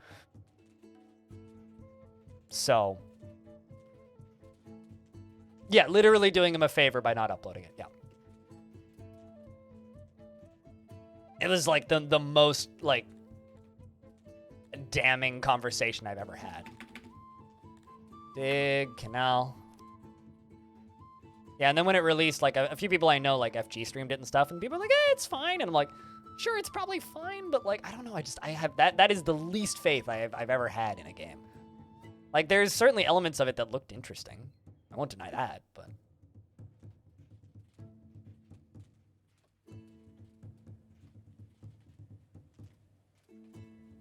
Hope he didn't take it poorly. I mean, it was a 15-minute Discord call at like noon on a Tuesday. So, I don't know. I mean, we basically just like told him why we weren't going to upload it. Like, I sent him a DM and explained it. It's like generally, we're not going to upload this because we think that it would just directly damage your chances at success. You know, like, I don't want to. Like, if I have an interview with a developer and it goes horribly, I'll either try and re-record it, or just like explain like I don't think that this would. I'm like, we're sorry, but like, this isn't gonna work. And like, I think it's okay for developers to like say things that are maybe controversial or like something that would upset some people. Like, I have no problem with publishing that. Absolutely no issue. Like, if like even with the developer of this game, like, he's just like, you know, yes, this game simulates racism and can look terrible. Also, controversy is good press. So it's like that's the developer of this game's take. So like you can absolutely like say shit like that and I'll publish it. I got no issues with that. It's when like you make it clear that you have no idea what you're doing and have no plan and you're asking money for people. You can be mean, you can be politically incorrect, you can be harsh, you can have opinions, but don't act clueless. Because acting clueless just nobody wants to support that. Nobody will trust that, you know? I think of other examples of that. Yes, while he was running a Kickstarter. While he was asking for money from people. So, anyway.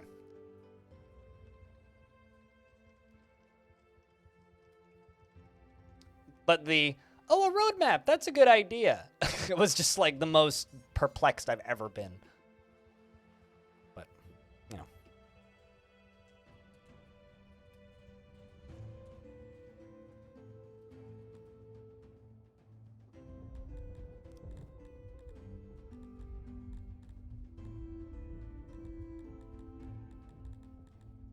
I need 300. Well, we're getting there. Bloody close. Well. Also, I've never talked about that before. And that conversation I had with him was in 2018, I think. I think that was the year that we did that conversation. I could probably look it up and like tell you approximately. I might even still have the Google Doc with questions. Hold on. Let's see. Do I still have the Google Doc?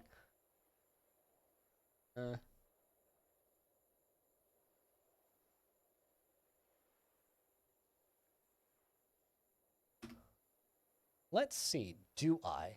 I'm checking my Google Drive. Hold up.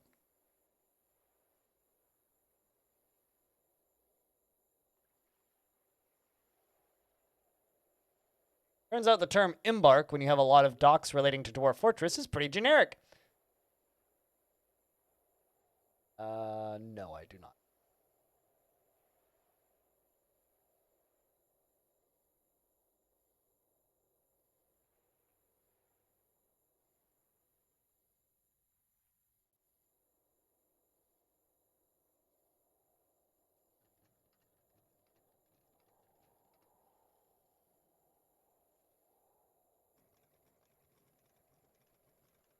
And investing time into planning and designing instead of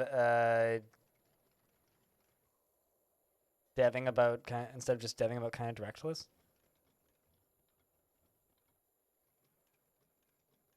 Where did you pull that quote from? Banana? Or are you saying that that's why I'm not able to find it in my Google Docs? Why I have 70 that have the word embark in them? But I...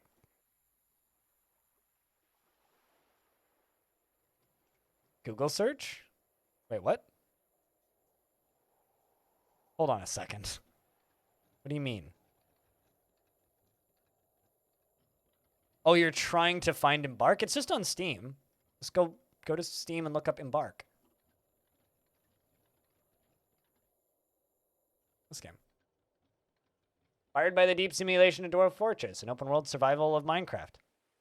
Social interactions of The Sims. Embark is a colony management game with a focus on complex simulation and a huge living 3D world.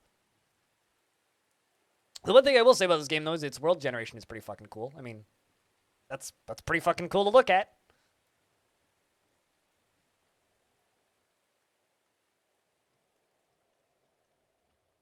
You don't think that they undervalue that kind of thing? I think that's just they genuinely don't have the skills for it. The kind of person who codes or programs is very different from somebody who organizes projects. Yeah, well, also, from the little bit of from the research I was able to do on the developer of that game specifically, he was a software programmer. Probably worked with a team. Probably worked under a project manager. Definitely knew how to, like, program. Like, nobody's questioning that. But, like, if you've never run a project yourself or had any kind of project management experience, like, those are two very different skill sets.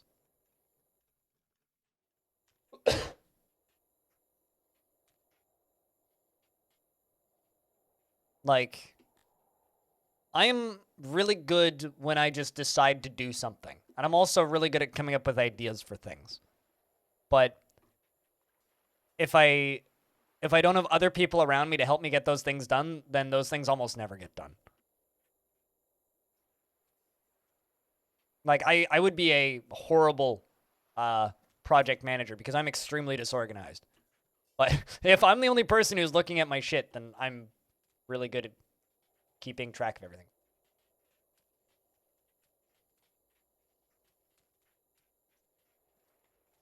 Need more people.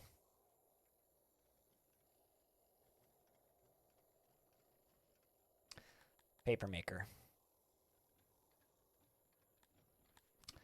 I need a paper maker.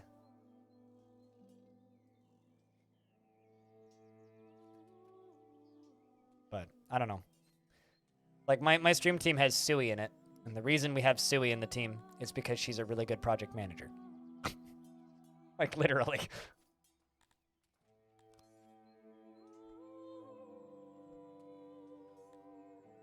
But she also needs other people to actually get those projects that she manages done. She's just good at managing them. Everybody has their strengths. I don't think that people who have certain strengths don't necessarily undervalue other strengths, but they just, like, kind of echoing what Banana said, may just not have the skills or know-how or organizational capacity to go about completing those tasks in the first place, or even realize that they need to complete those tasks in the first place in order to project manage. Like, they project manage in the way that they know how, but, you know, if you've never done something before, you're not necessarily at fault if you don't know every single individual step on how to go about doing a thing.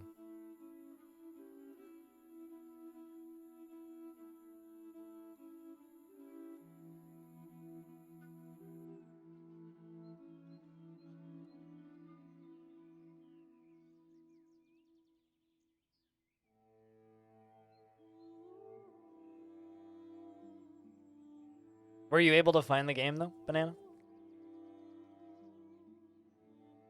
But yeah, also on the topic of games that use Dwarf Fortress to sell themselves, Embark is maybe one of the biggest, one of the biggest culprits of that.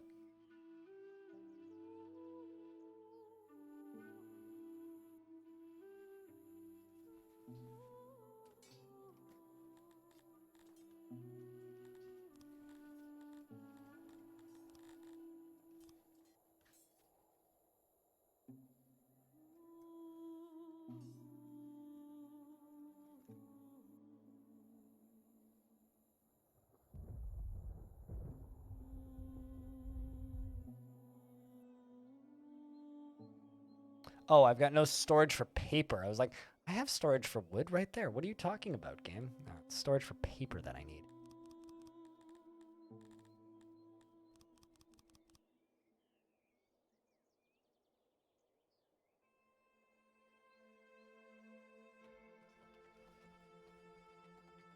Fucking Tory Bash. That's a game. That's a video game. That is definitely a video game.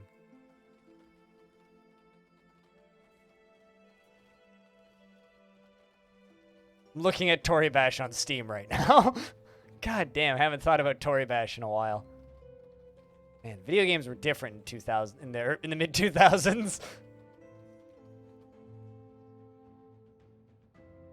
Tory Bash, yeah, it's one word. You know, after Steam Dwarf Fortress comes out, I really want Tarn and Zach to take a couple of months to make a Bay 12 Games archive pack that just includes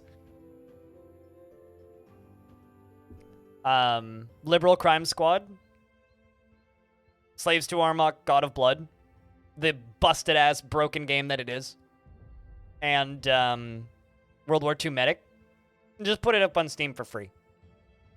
Or maybe, like, a couple of dollars. I just really, really, really want other people to play those games. Liberal Crime Squad is incredible. Yeah.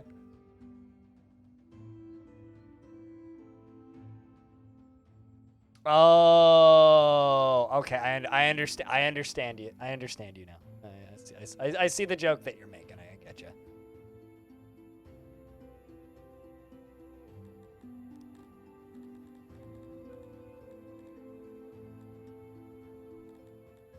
This is madness. Madness.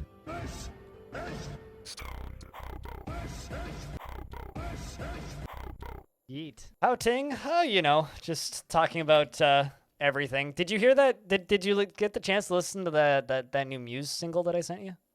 Holy fuck, it slaps so hard, dude.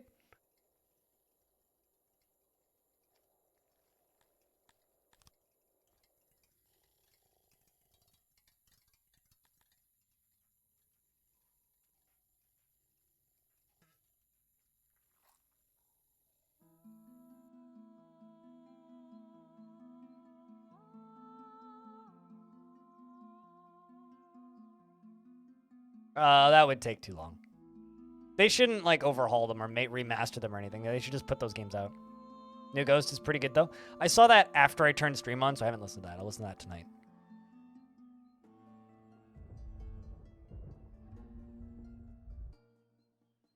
Yeah, Ghost released a single. Hobo can link it if he wants. I think it's on the Discord too.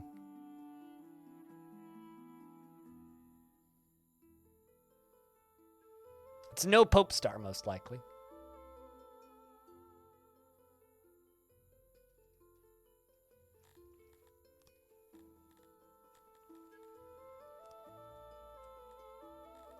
Destination. Boom.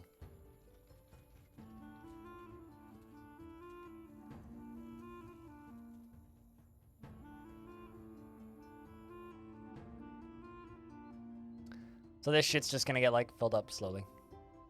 Oopsies. Oh geez, I could have made this so much bigger. I mean, the one will probably do her.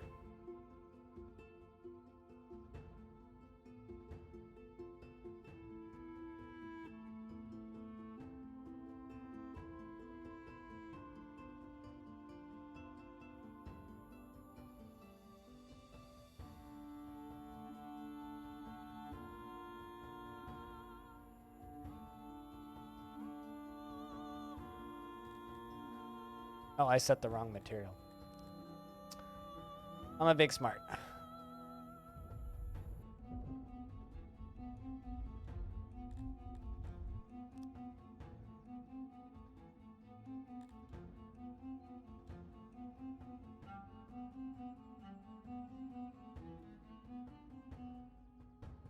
Ghost is one of your favorite bands? Hobo's the biggest Ghost fan that I know.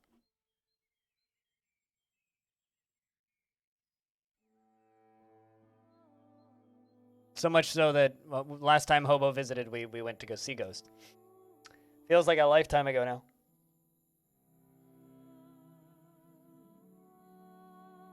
Well, maybe not masterwork post-drama, but yeah, there's going to be Steam Workshop support for Steam DF.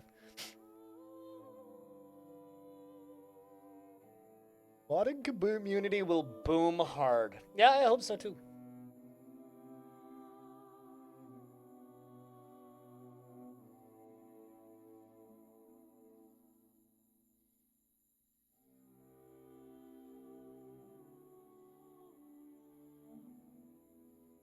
You know, in many ways, 2019 was one of the best years of my life, Hobo, because of all that shit. Like getting to go to probably the most conventions I'll ever get to go to in 1 year. Just curious about what route they take for this.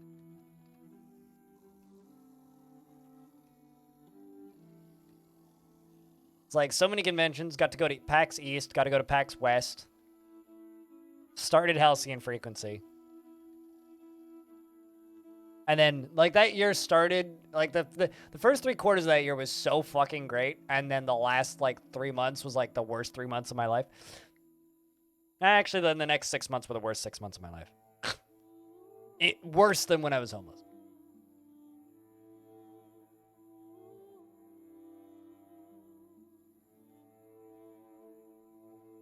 I don't know if there's gonna be porn mods because Steam doesn't allow porn mods.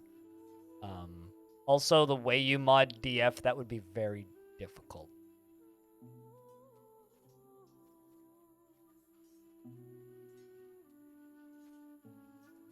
I mean, why wouldn't you expect to find porn in Stellaris? Mighty boring person if you don't expect to find porn in Stellaris. Come on. Look, have you seen those rock people?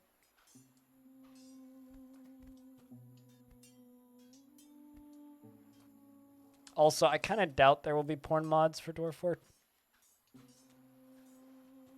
It just, the visual style doesn't really lend itself to that. No, not really. Banana? Not right now, anyway.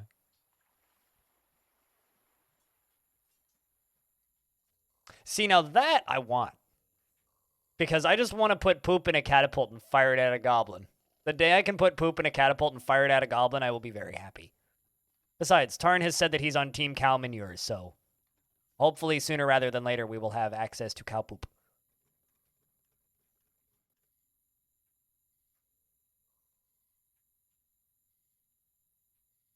Poop in minecarts. Yeah, exactly.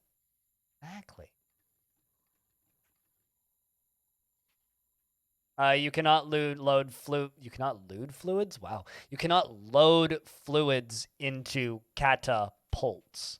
Drawbridges, yeah. Drawbridges will launch water. So they would probably launch blood. Vomit isn't dense enough in Dwarf Fortress to produce liquid unless it's raining vomit. But yes, drawbridges will launch liquids. I had a fort once where I had a couple drawbridges underneath my at the bottom of my moat, and I would open them occasionally to cause huge splashes. It's good times. It was really, really nice on the frames.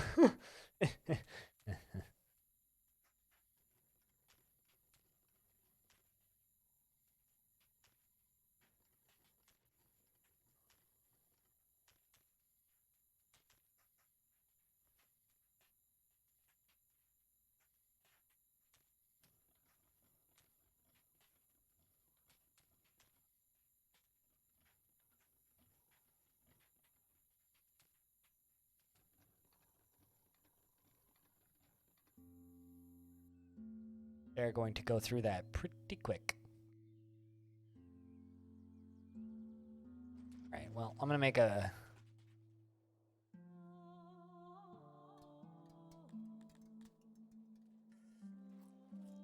Make another one of these. Except we're going to make them a little bigger.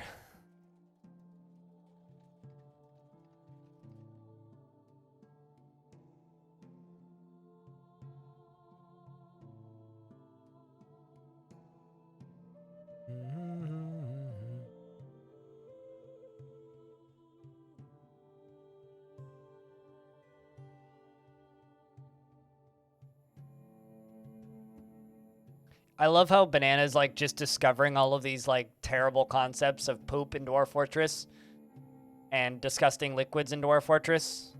I'm just sitting here going, yep, yep, yep, yep. Tell me something I haven't thought of before.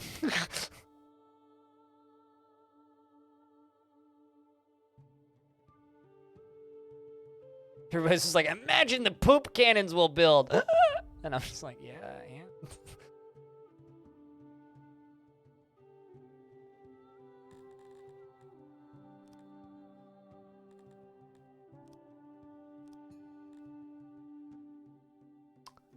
Destination. Boop.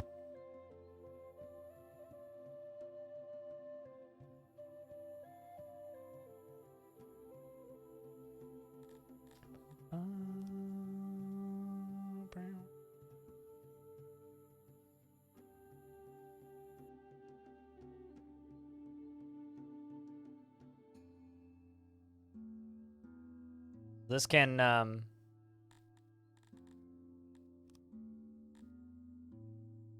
transport a lot of stuff now.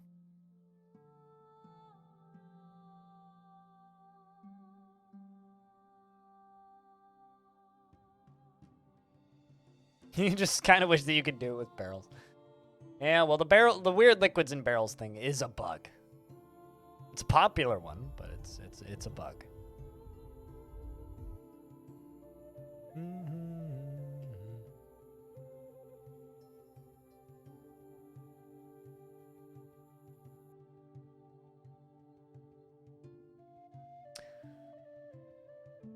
Also, in other news, concerts are getting canceled here again, Hobo, which makes me real sad.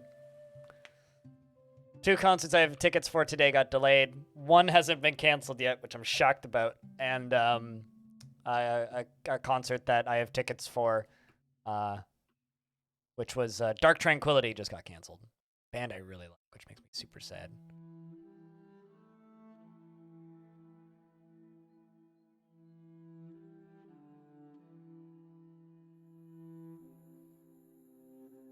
But it's understandable.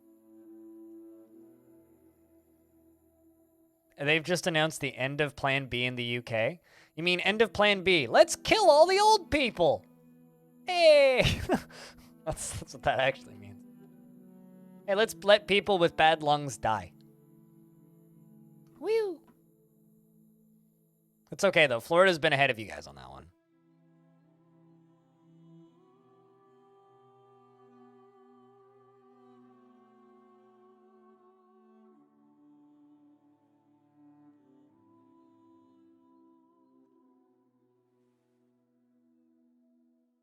I really want to say something not politically correct, but I'm just not going to do it.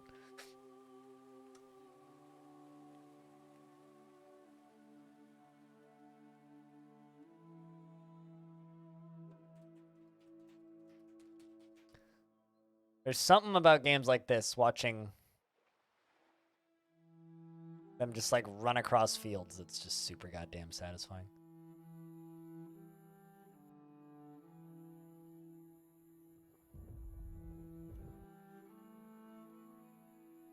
Look at all that bread we got now. Having bread also makes people happier.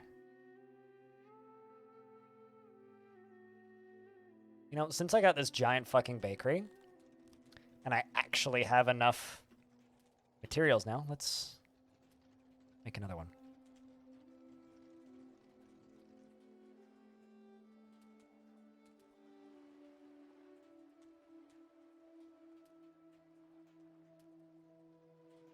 You didn't expect to like the portraits? The portraits aren't even finished yet. The elves currently in this game only have the female portraits. They don't have the masculine ones yet.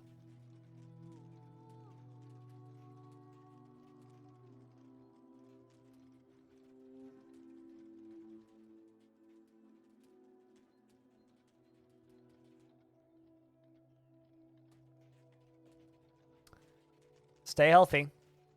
That's all I have to say. Don't get sick.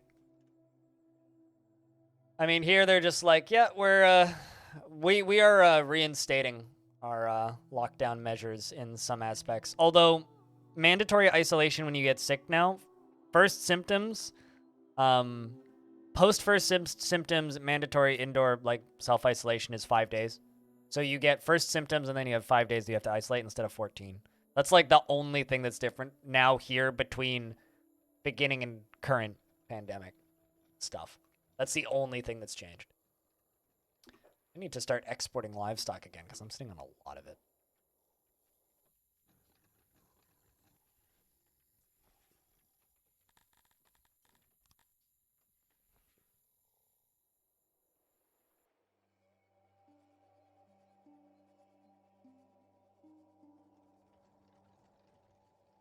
But yeah, the like portraits are very unfinished. But yeah, they are fun. The thing I like about the portraits is how ugly everybody is. Like, every now and again, you get like someone who's like kind of attractive. It's like, wow, how did that happen? But like everybody's just so grotesque and ugly looking. Love it.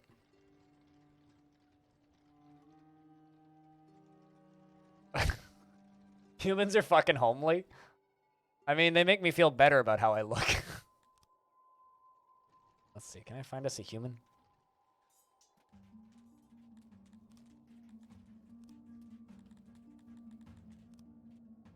It's like, look at that face. Or like that face. That face.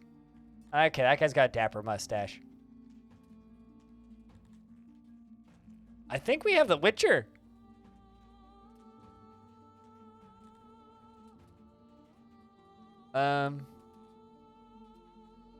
This guy just looks like he's done way too much cocaine. Witcher's mom? It's got it going on. Yeah, I'm pretty sure that was a link. This one? Yeah. Yeah, Witcher's mom. Well, I mean, she's 86. Also a glutton.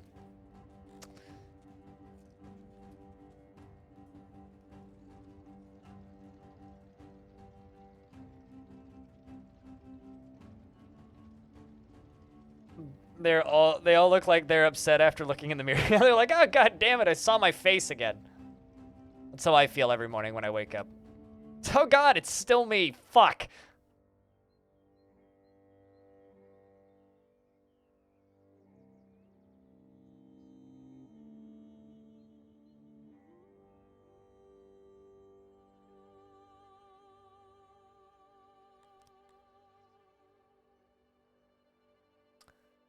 And there we go. We can work through more.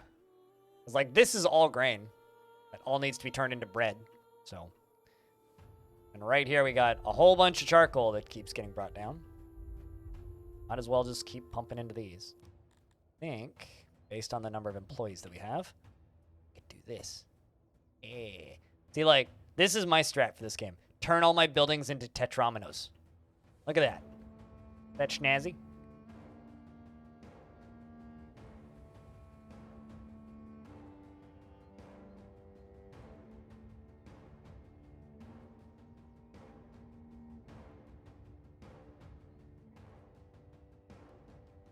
L-shaped buildings are considered round. I mean, I'll take the L on that one.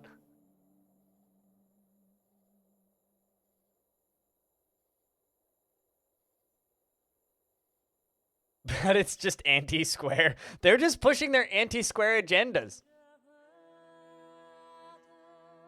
They just don't like blocks. This is actually just like anti-Bloc Quebecois propaganda.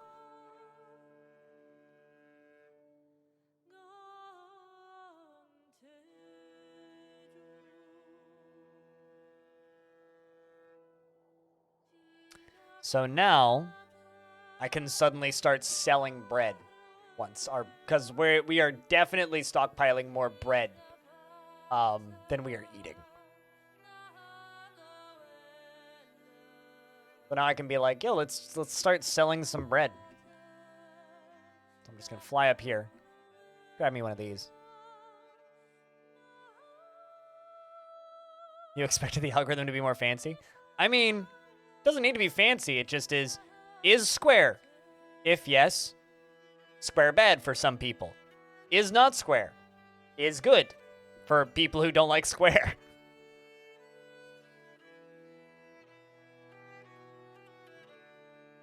I don't really care if it's more valuable to sell. We have a small fishing thing for the people who want to fish, and we're not really focusing on fishing.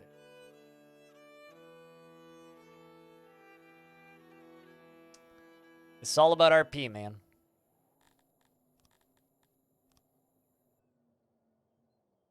I mean, how much are fish? 24? Yeah, fish are very expensive. I mean, whatever it's worth, armor is even more valuable. Same with jewelry. I don't even have any gems on this map. Somebody pointed out on YouTube that I have no gems on this embark. I was like, bad embark, there's no gems. It's like, I don't need everything. Taking part in the economy in a game like this is part of the fun.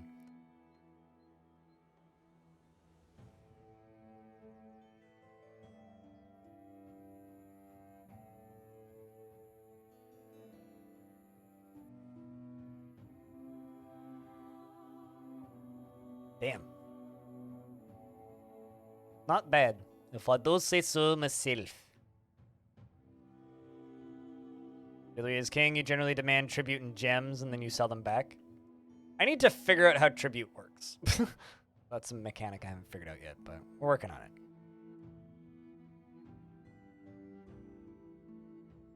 I'm also glad that you like this game, Banana. I'm glad that so many people who watch this stream have found enjoyment out of this.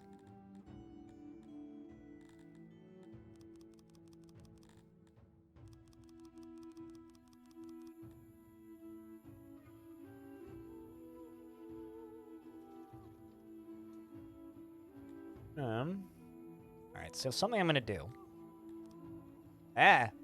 Trade.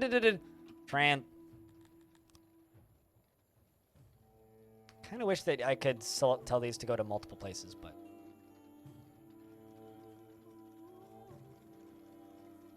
One, two.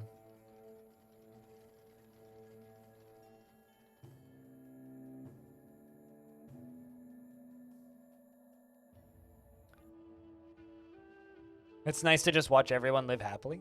Oh yeah, I mean, I've always one of my favorite statements about city builders is if it's just fun to watch this city be a city, it's a good city builder.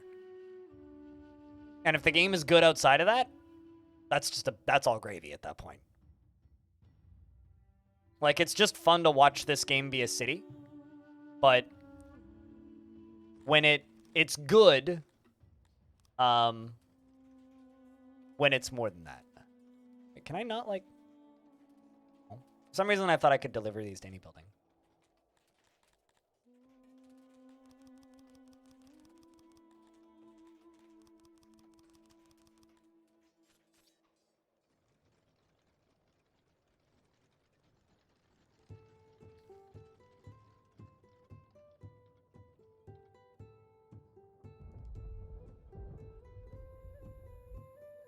Lizard farming is also your favorite husbandry, but building near the equator has some issues. I haven't built near the equator.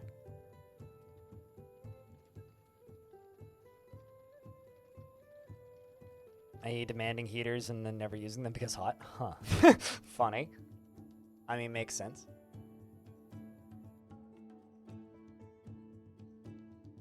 That's like me wanting a better quality oven and then not using it because, like...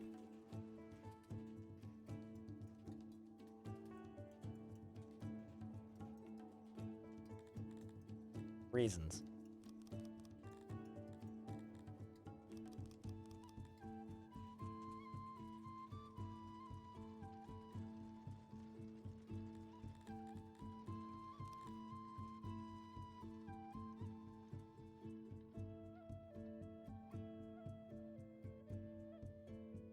I think I'm going to actually have assigned... I almost always just do auto-employ or no employees on warehouses, but this one's actually going to get some employees.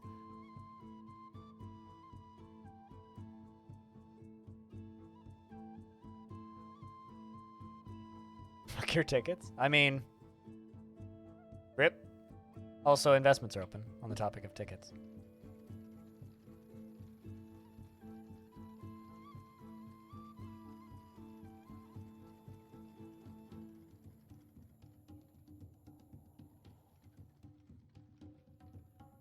Well, this has become like baking central. This has become our mining area. This is fueling our baking industry. You know what? We're going to ship some bread back up here, I think.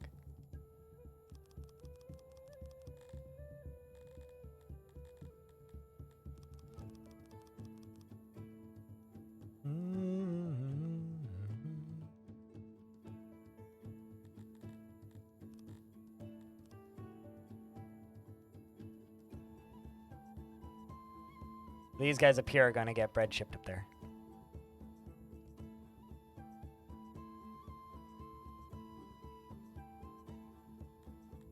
Hopefully, it's close enough that they'll get.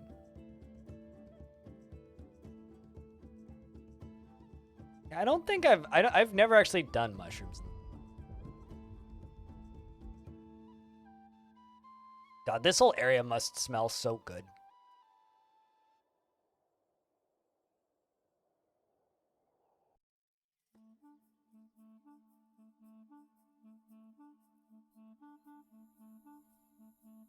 Make sure everyone's got a place set.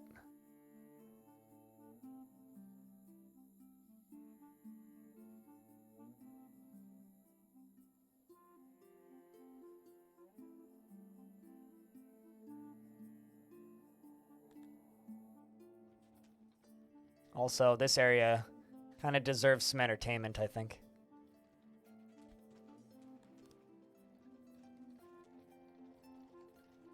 We need like a spot to hang out.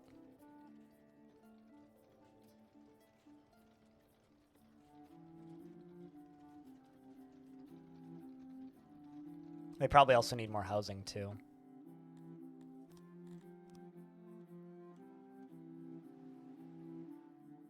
Do they even have a toilet?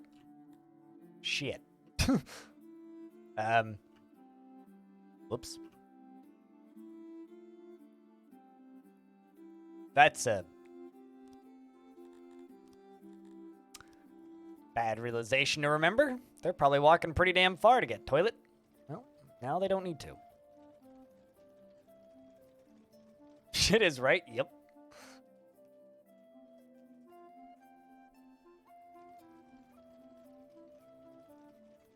This one has space to double as a janitor as well.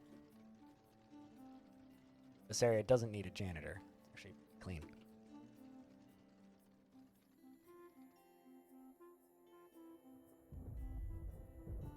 Why? What do you not like about the toilets? Is it that it has pooping sounds? Yeah, oh yeah. Okay. Yeah, no. I fully understand. Yep. I spent like 5 minutes laughing at the game because of that the first time I saw that. But yeah, no, I do intentionally avoid them. Just remember, this game has a noble called the Master Baiter. Of course, that would be the Master of Fish. Hold on a second. I'll show you what I mean next. Apologies.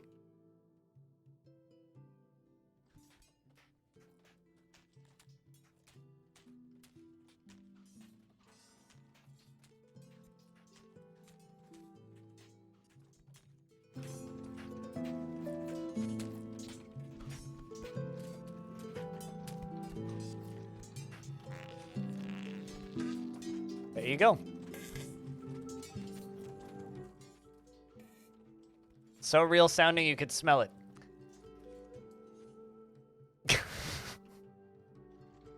I mean, reminds you of Stronghold 2 where you build too much and you literally have piles of shit everywhere.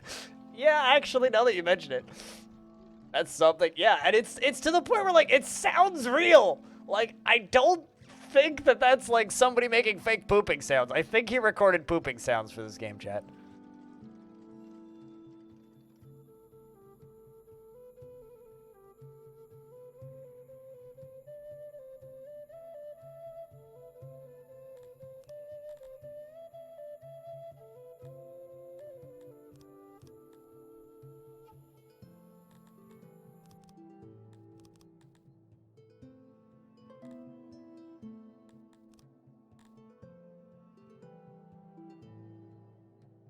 Some homemade SFX, you gotta do something. Is it?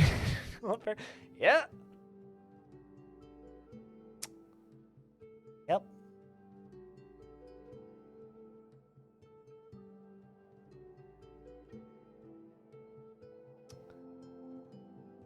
Was too busy worrying about if he could and didn't stop to think if he should. Oh man, they're all using the toilet now. I guess that was important. Anyway, I should probably build more housing.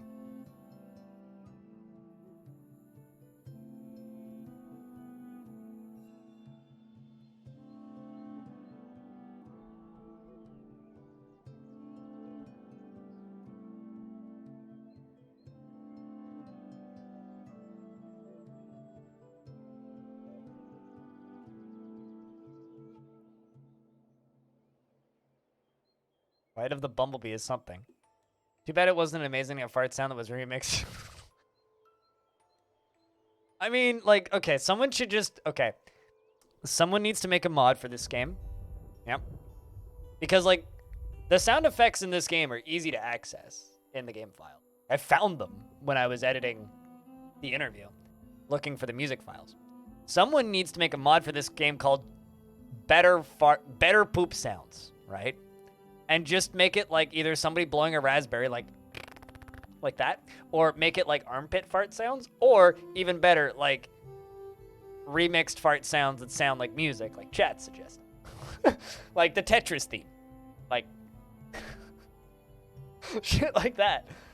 It's just like one of the best mods for RimWorld is just remove the eating noises because it's like hearing them chewing is like distressing for some people.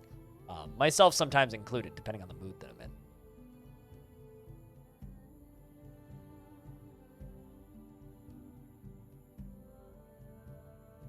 Shit like that, yes. This is a very mature conversation we're having. Quit ruining it. Sideways. Just shit. Shit. Just on repeat. Shit. Or just like even better. Get rid of poop noises.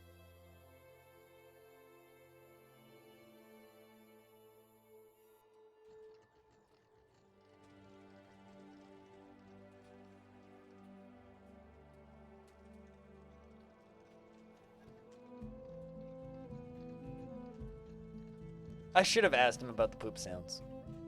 Mass regret. Massive amounts of regret. I should have asked. Did you record those yourself? Or, interview him for 1.0 again, right? Oh, probably. There's, like, no one and dones.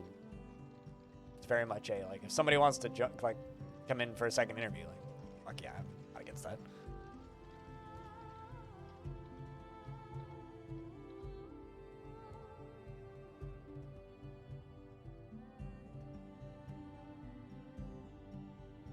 Hey, pickups help.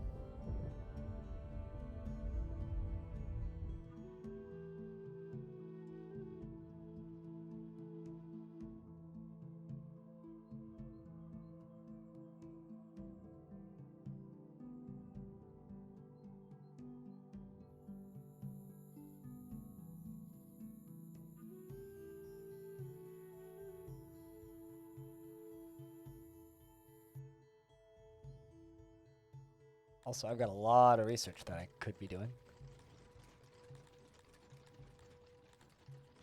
Huh. You bet.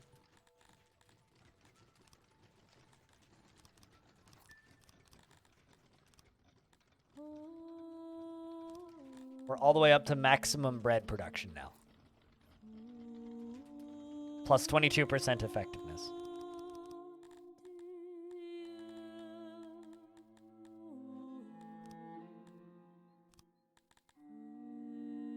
And now I have a bunch of temples. Maximum loaf.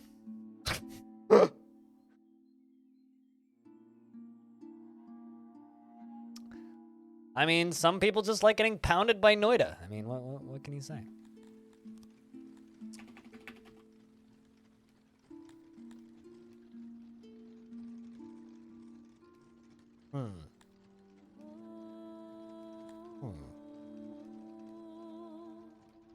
Temple of Krator.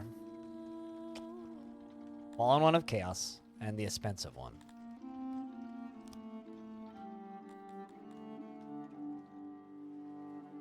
These are religious buildings.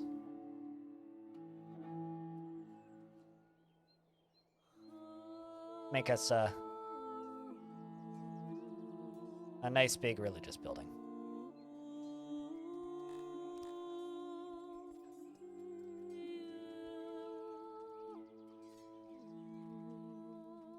Funny thing about the temples is they need space. Like they don't like what's the word I'm looking for here? They don't like being messy. Or rather, they don't like being cramped. Actually have to make them big.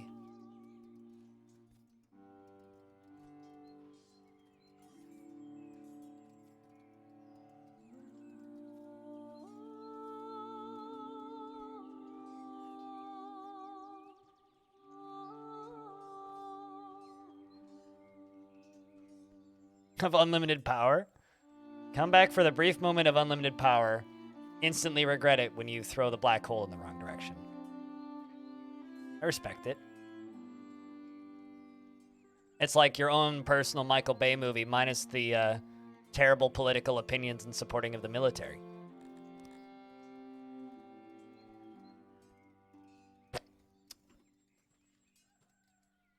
Done fucked it.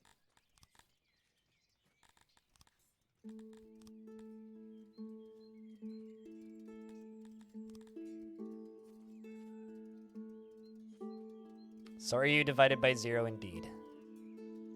Or somebody divided by 0. Is it okay to have skylights in a building like this?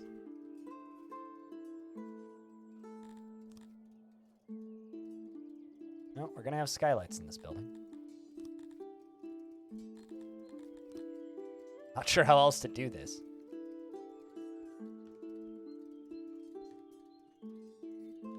So that'll do.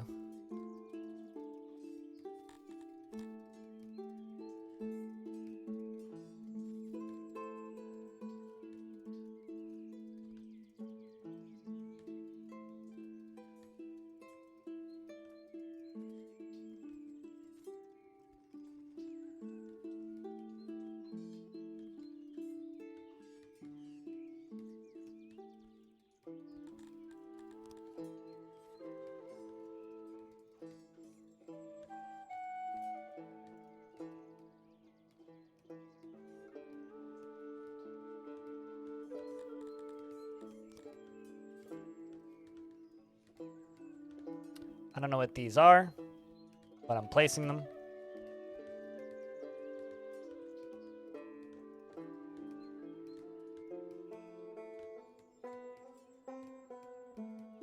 This is going to be expense.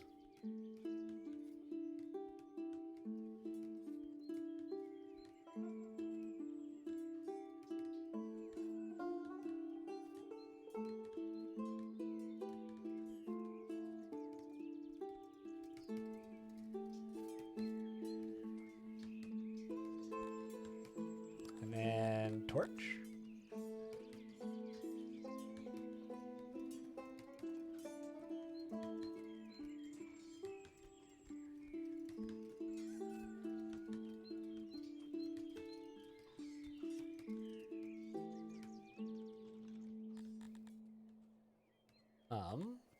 And the door's there. That's gonna be my first temple. Temple for these guys.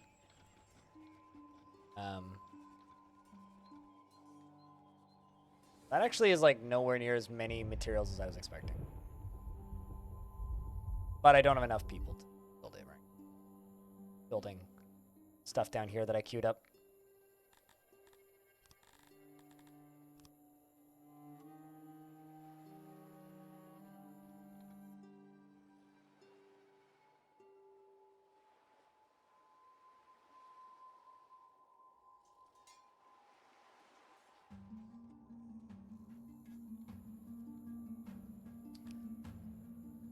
All right. Just let them finish this housing, and then they'll go get on to that top side.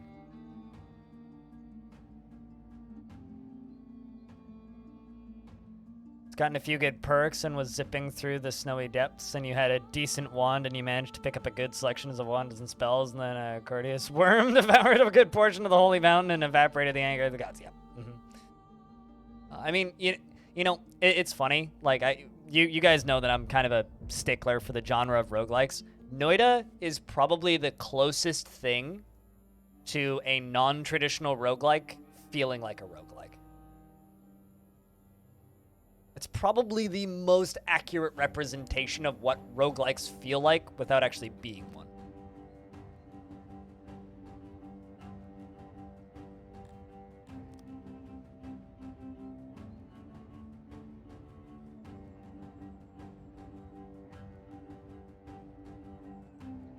Yep, they haven't even started on that. Oh, nope, they are starting on it. Interesting.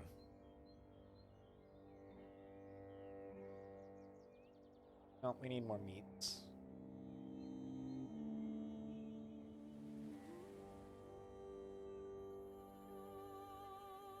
When you look at me chopping everything, I allegedly they're more efficient. I just I just like clear cut the whole map. I think that they become more usable later in the game once you have less forests growing. But like, at least at this point, they still haven't really proven their worth. But like, you know, we're covering enough of the map that I'm probably gonna need to start using them realistically.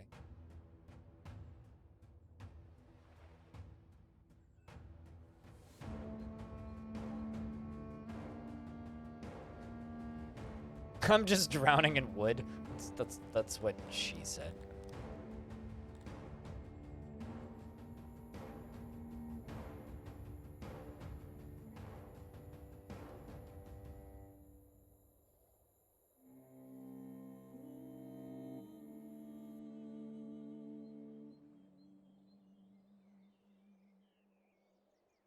But yeah, I wouldn't be too quick to disagree on that statement of lumber is kind of a scam in this game. I can actually export more bread. Maybe not quite that much. Let's do like there, put the line around that point.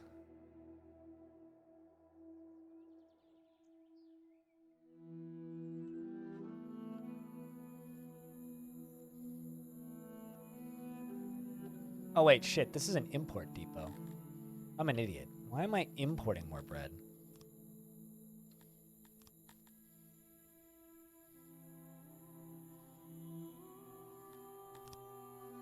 That explains a lot. I'm like, why is this not working? Because I built the wrong one.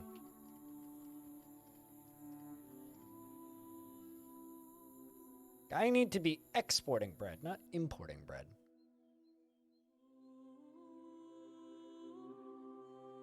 That's going well, Bob. Gonna be doing a little bit more of this, and we're gonna be swapping games. Because I really want to take pictures of dogs. And the game where you take pictures of dogs came out today.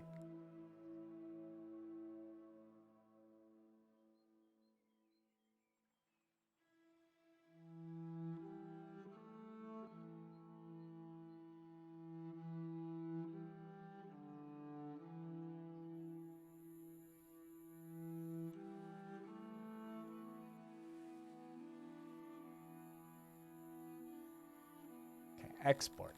Export bread. Go about there. There we go. That's what we need to be doing. Man, this makes so much more sense now.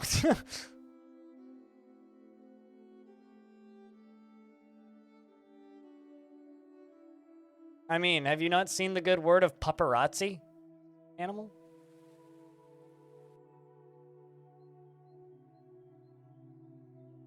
I mean, come on. It's also on Game Pass. Which is where I've got it, so. I'm basically building this temple, and then I'm going to go get food, and then we'll swap games. All right, now we're exporting bread. Much better.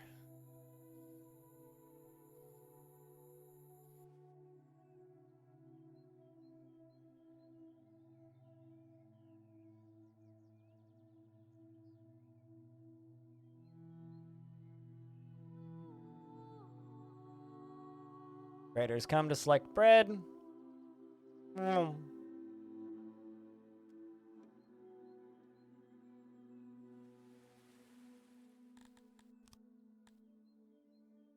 hope that our treasury gets slightly better. It's kind of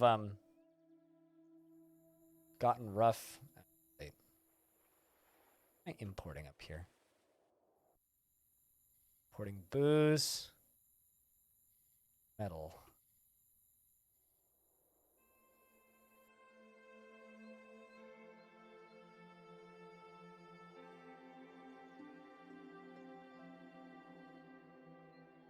So that's our first temple. I'm really curious as to what this is going to look like. I haven't built any religious buildings before.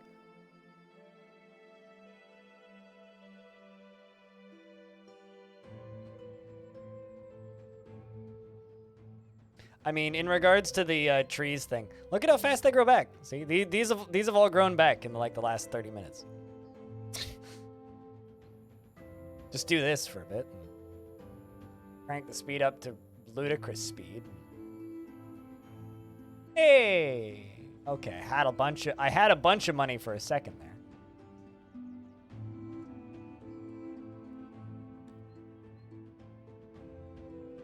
Then I think we bought more metal.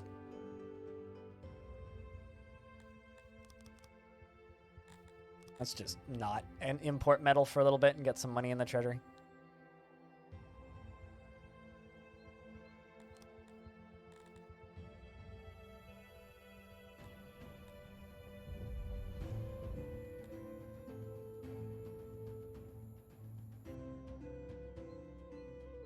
I'm also real curious to see what this temple's gonna do. Made a mason shop, right?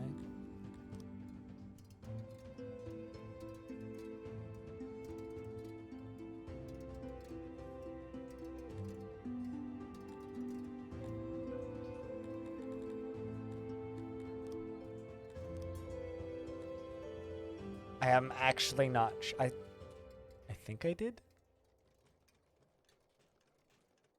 Yeah, we did. It's just kind of small.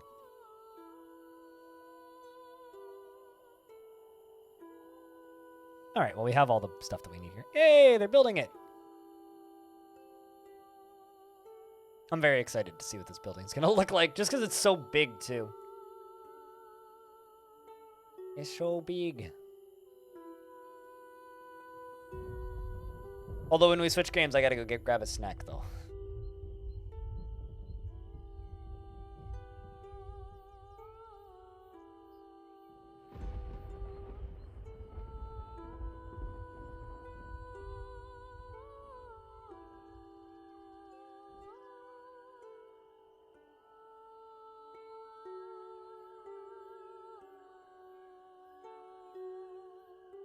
There we go.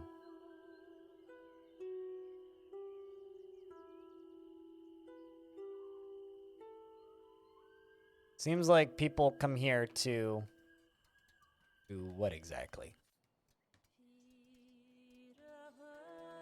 No sacrifices are available. What do you want to sacrifice? 0% respect for the temple. Welp. Sacrificing 0%. What do you sacrifice? Say in the...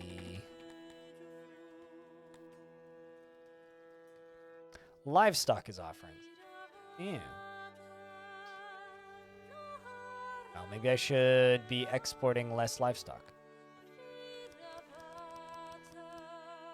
I mean, I do have quite a lot of livestock. Oh, hey, slavers.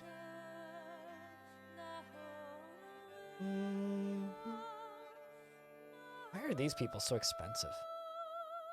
What? Weird.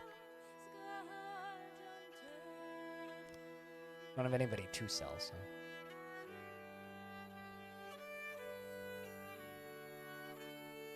Is that them sacrificing stuff? Hard to tell.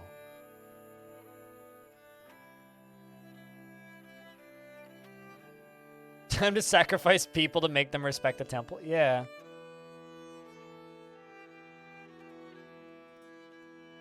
Trying to figure out, like...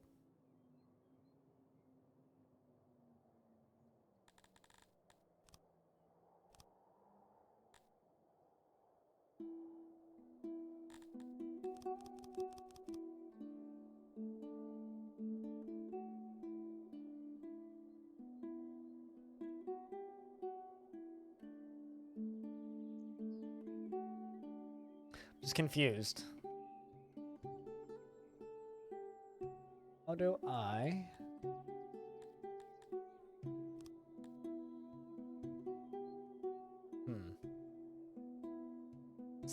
Like, Banana, do you know how to make sure temples are or sacrifices are available? Like, do I just need, like, a stockpile close by? Like, is it the, simple stuff?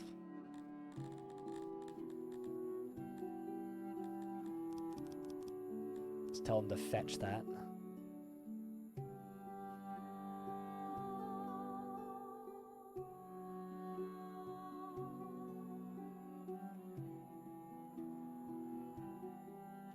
There we go. Sacrifices are now available.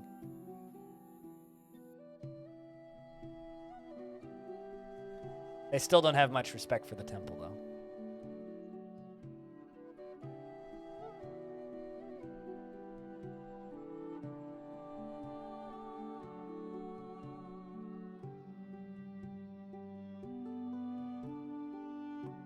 No sacrifices available. Well, I think it may be time for me to go get food. And when I come back, we'll swap games. So I think let's find a satisfying spot for you guys to watch that doesn't have a toilet nearby.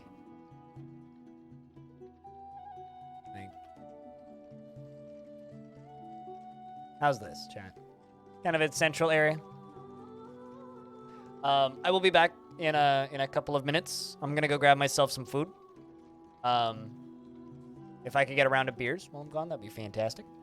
And 10 minutes tops. When I get back, we'll be swapping games shortly. So, BRB.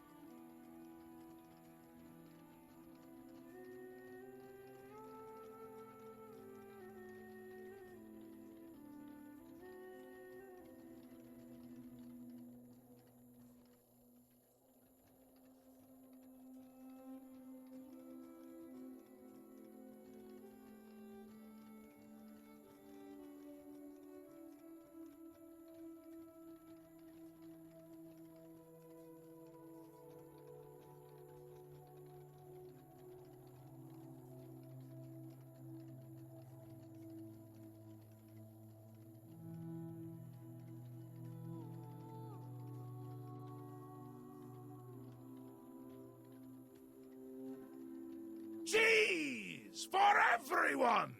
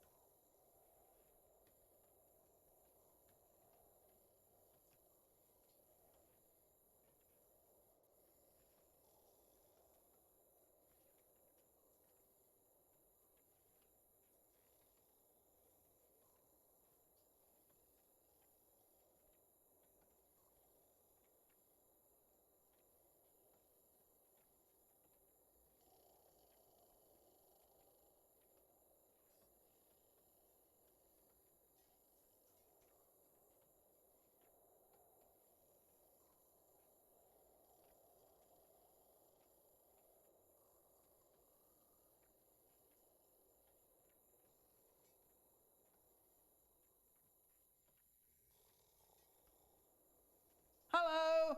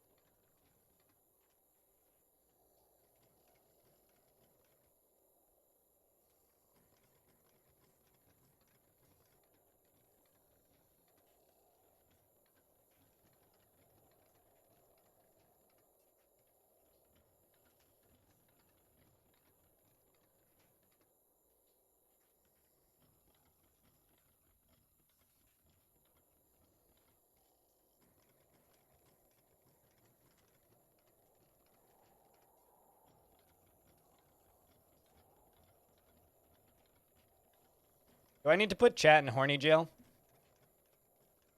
That's all I have to say is like you guys are misbehaving. They respect the temple yet? Ah, there we go. Temple respect. It's a combination of sacrifices and room layout and priests. We're at 98% respect. They respect the temple. There's a cadaver in there. And that's what I call leisure time. You know, just like flat on your face in a temple in front of a dead animal. Just like leisure time. Can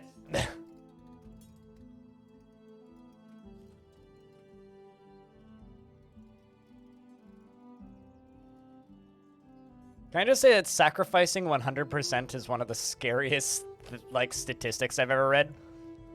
100% sacrifice!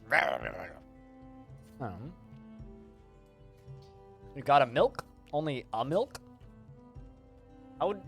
Please explain what a milk is. Is it a unit of milk? Like a glass of milk kind of thing? Holy crap. Well, these guys are real happy that there's a temple for their god here. There's 49 of them that want it.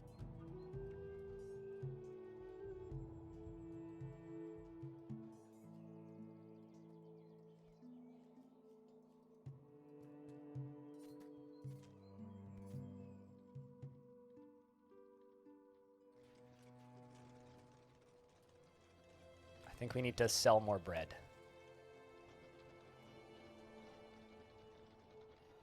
Because I have way too much goddamn bread.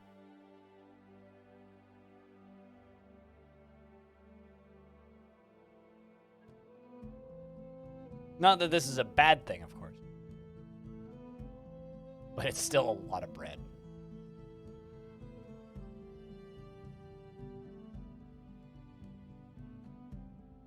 We just don't know it yet. Yeah.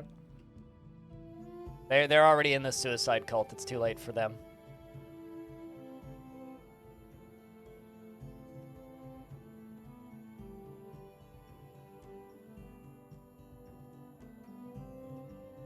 Although I think my favorite realization I've seen anybody have while playing this game was Banana, who just had that crazy realization of, wait, are you telling me that 5% crime is not normal? Just like, yeah, that's what happens when you have, like, cops in the game. So you don't have that much crime. Like, oh, huh, all right.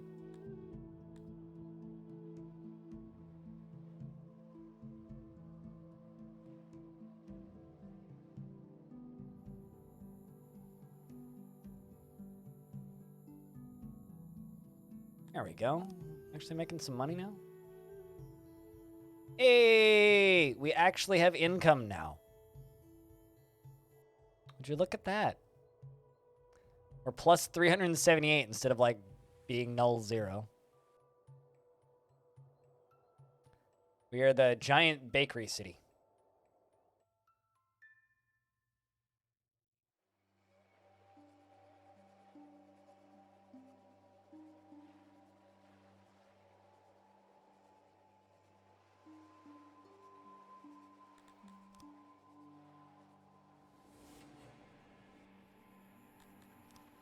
Growing more wheat.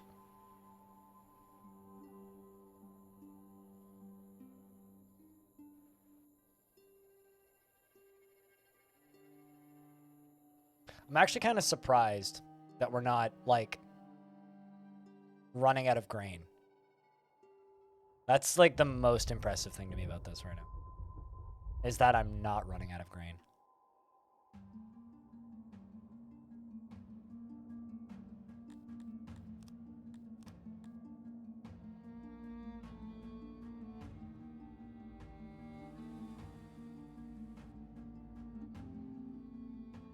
We've got a lot of trade going on, but we're still losing. Is it because of all of the alcohol that I'm importing?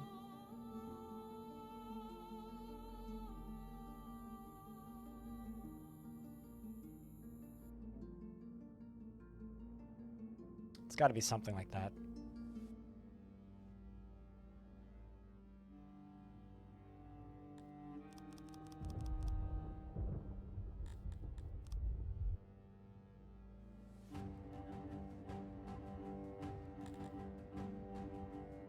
We just need to sell more livestock. That's what we really need to be doing. Because I do have a stupidly large amount of livestock. I guess there just isn't any buyers. Meats are also selling decently well.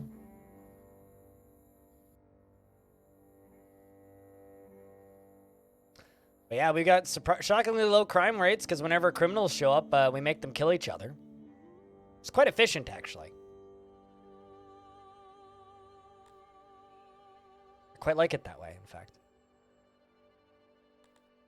Temple seems to be a well-respected, good temple. Lots of these guys want to join. Population is booming, in fact. Let's build another temple. These guys.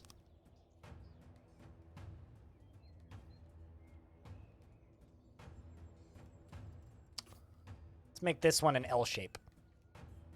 This is going to be the last main thing that we're going to do today.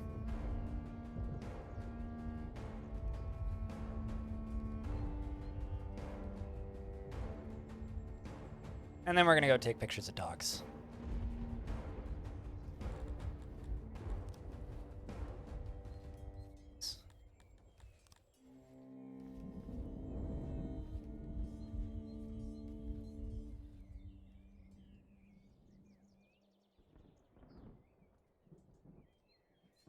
But yeah, chat, if you haven't yet, give a listen or a rating or a review the first episode of the Halcyon podcast, because we get to record our second episode in just a little bit. By just a little bit, I mean tomorrow.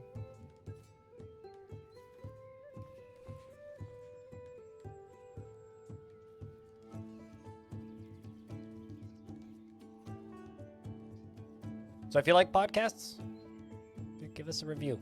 Because getting reviews are like pulling teeth. You want to talk about things that are unpleasant. Pulling teeth, pretty unpleasant. Almost as unpleasant as the poop sounds in this game. Frankly.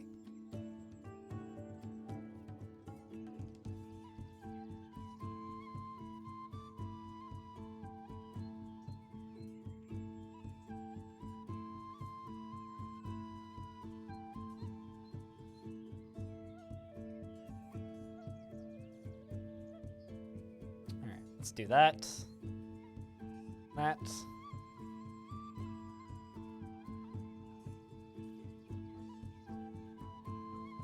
You there. There. There. And there.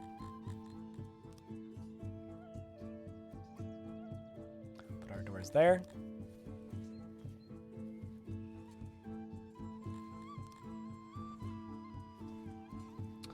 Decorations along this wall, that wall, and along this wall.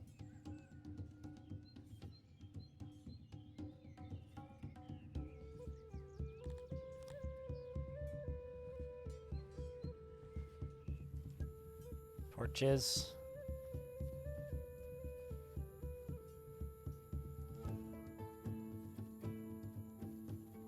Also, I haven't said this enough today, but Chad, thanks everybody for hanging out. We've had good conversations today. It hasn't been particularly lurky. It's been really nice. Thanks everybody for spending time here today.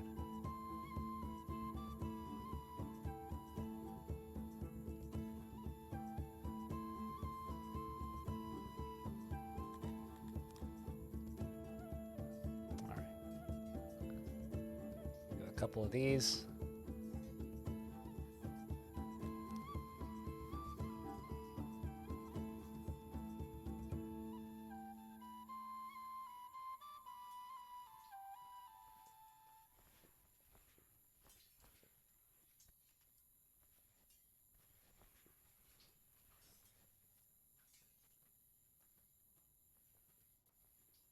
Really hard to see what these are or where they're being built.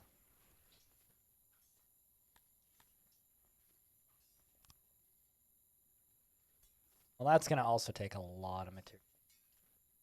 Means I need to import more metal. I don't wanna. Gotta.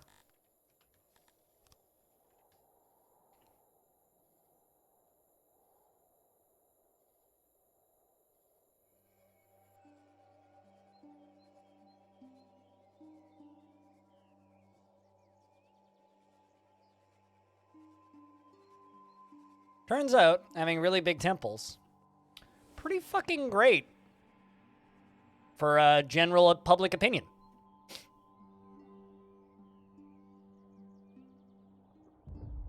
They seem to like having their temples. Like, I'm kind of surprised at how many new immigrants I got the second I finished this one. But I have a feeling it's going to happen again as soon as this one's done.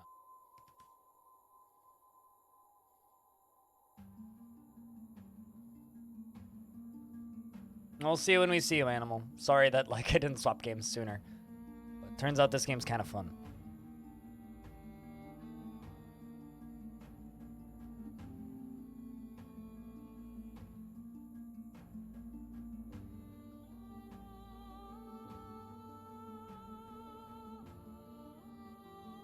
You might check out the VOD. It'll go up on YouTube eventually.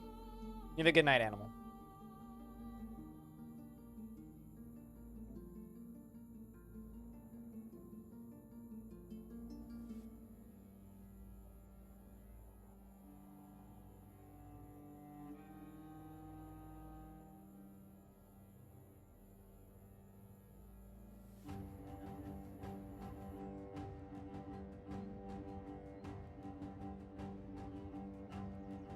But not bad. I mean, we've gone from like a couple hundred people to 1,500 today. Well, which is also good. As well as like a lot of goddamn houses. Like while I'm doing these, I can these.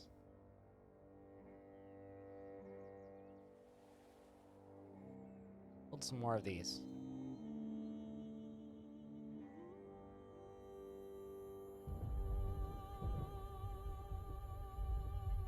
And like just back here.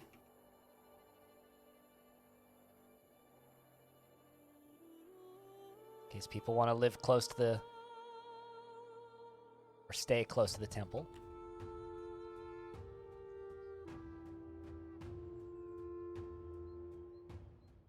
Uh-oh. That's a lot of dirt.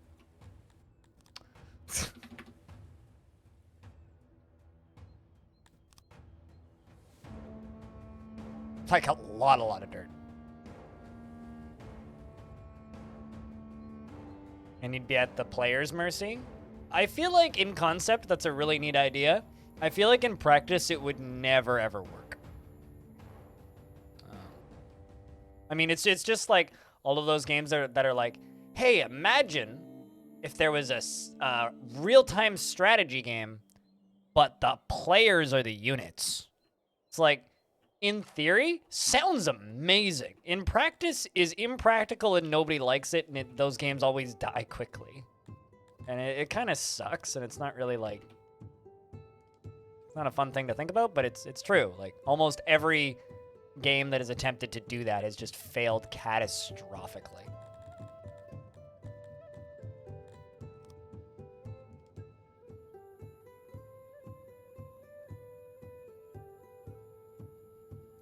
I'm not even thinking about Arma, Ibigok. I'm thinking about, like, Sacrifice. I'm thinking about Nuclear... whatever the fuck it was called. Nuclear Rain? Nuclear something? I'm thinking about that one Half-Life mod. I'm thinking about the game that the Subnautica people made first. Something Instincts. Natural Instincts? No. Would be good for streaming for a few months. I think if you could do it like Space Station 13, I think it could work. I think there's a world where a game like that could work, but it would have to be super like accessible and minimal and natural selection. That's it. Yeah, natural selection.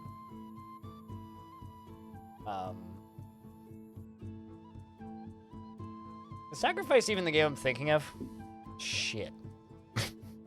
Hold on. It might not be the game that I'm thinking of.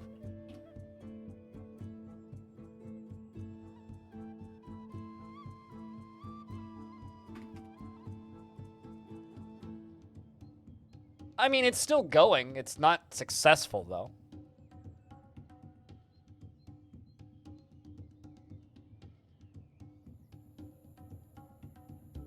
There was that, oh, fuck, what's it called? Actually, I can find it, because there's one in development. An RTS game where players are the units. Lots of games are well received that don't sell well. See, Giant Citizen Kabuto. Oh, fuck, what's the name of that goddamn game?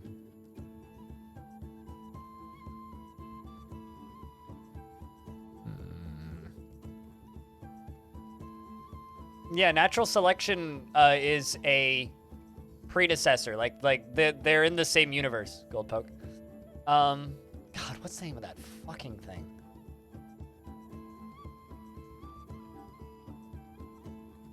8-bit armies, right?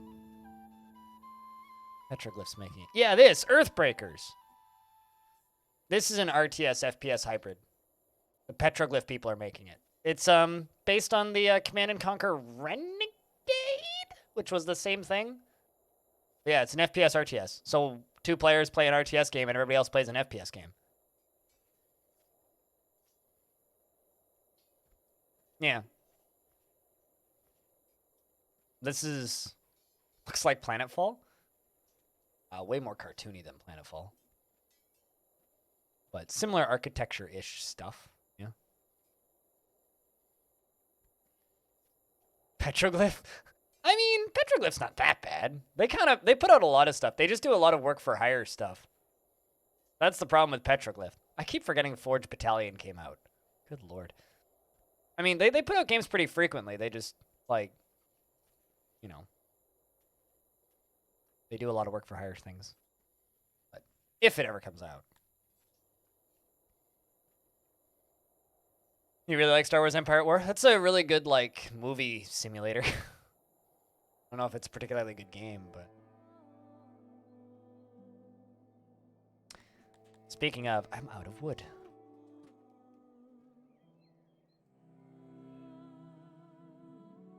Check this out, Banana.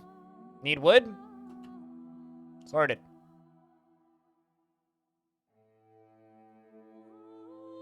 $200 odd jobbers, just select all of the trees in the whole map. Yeah, that'll sort out the lack of wood problem.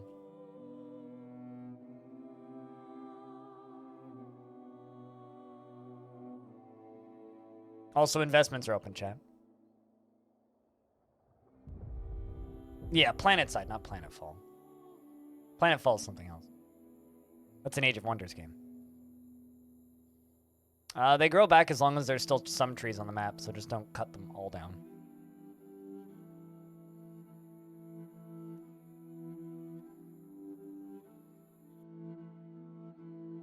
To be fair, Planetfall and PlanetSide are pretty similar names.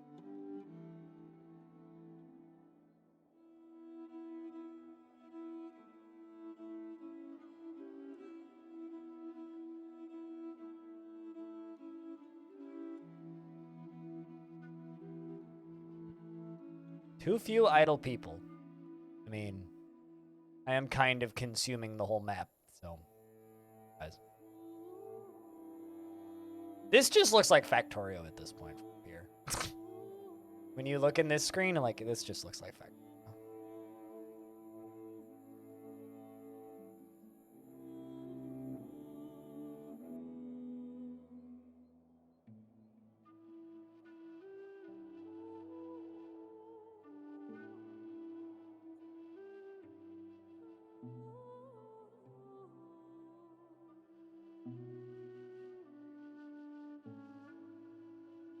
So this should help make or get blocks done quicker.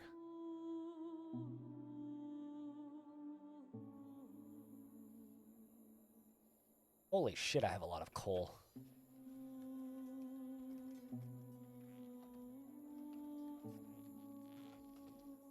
How much does coal sell for? Not very much. But I can sell a lot of it, so. Let's sell some less meat, and we're going to sell more coal.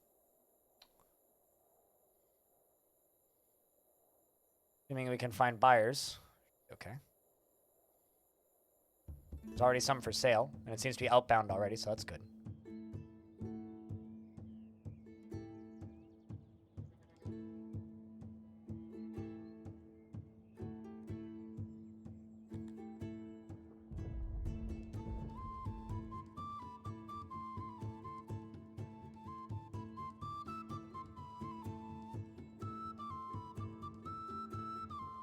Just waiting on steel and blocks. Let's increase this even more. Keep an eye on money. Keep an eye on population. Keep an eye on general happiness.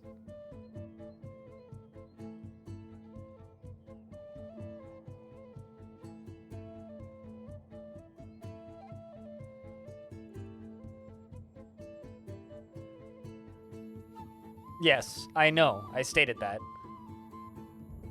You fused Firefall and PlanetSide? Yeah, but there's also a game called Planetfall. Planetfall's an Age of Wonders game. Age of Wonders Planetfall. It's okay. It's, continuing a long line of simply alright Age of Wonders games. Much as I like Age of Wonders, it was kind of disappointing. Could have been incredible. Instead, it was just okay.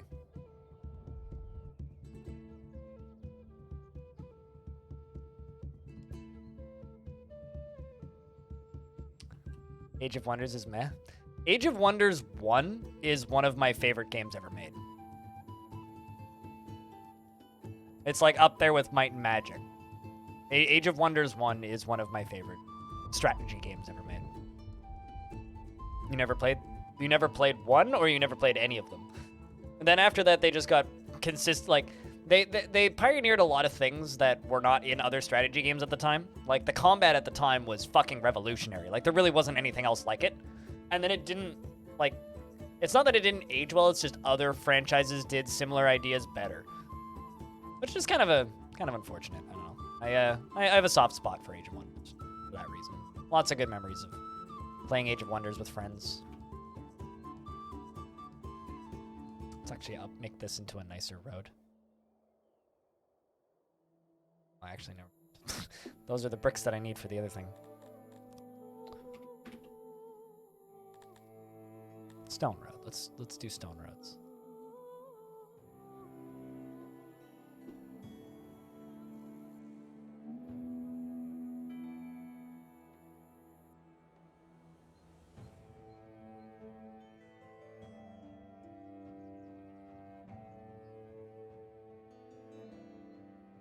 Oh shit.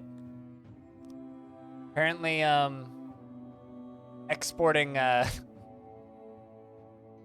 charcoal is better than exporting meat.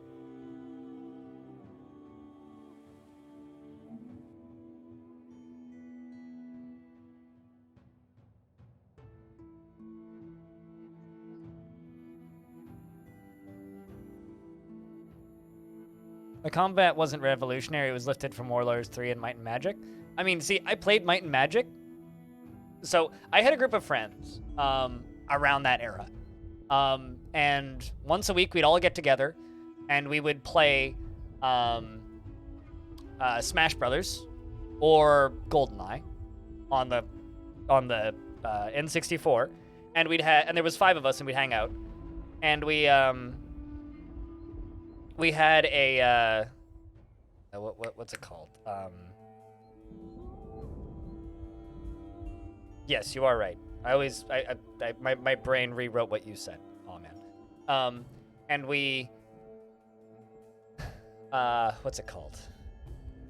And we would play a strategy game. We'd either play Civ 2, or we'd play Heroes of Might and Magic, or we would play Age of Wonders 1. And Age of Wonders 1 was always the game that we played. That was like, we played like 1 or 2 games of the other 2, but Age of Wonders was the one that we played.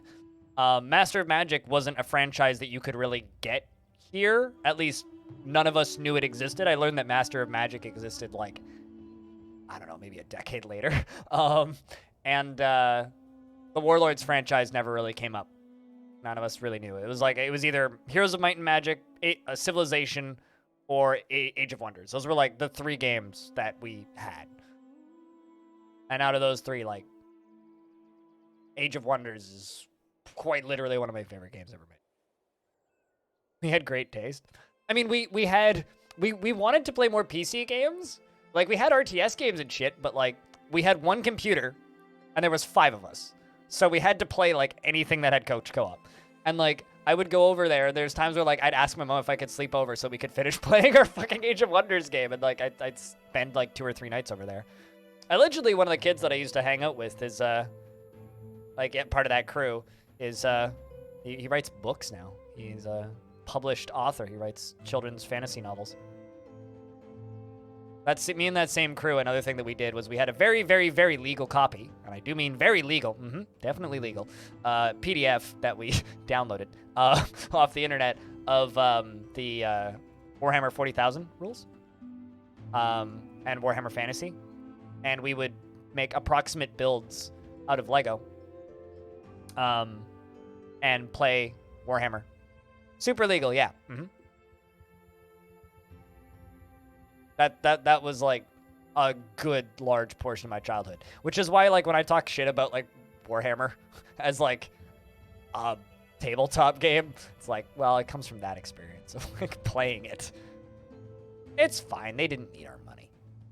They had plenty of money. So we would do like our best to approximate the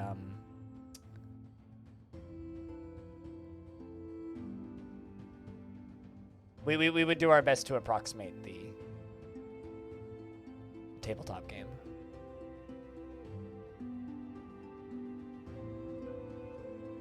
And it was good times.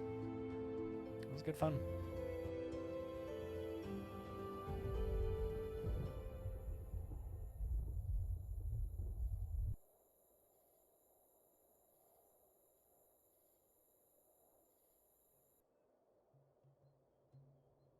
Purely digital? I mean, I have one question. And it's why? I'm just importing this just to get this done quicker.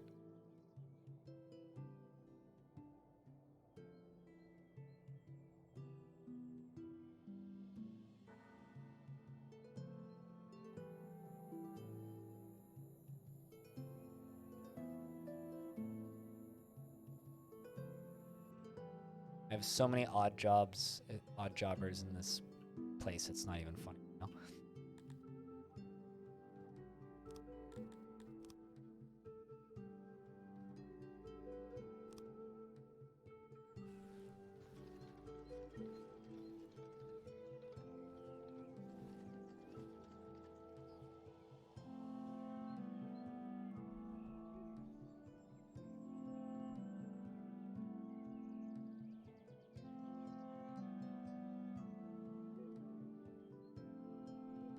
There we go. That'll keep those odd jobbers busy for a little bit.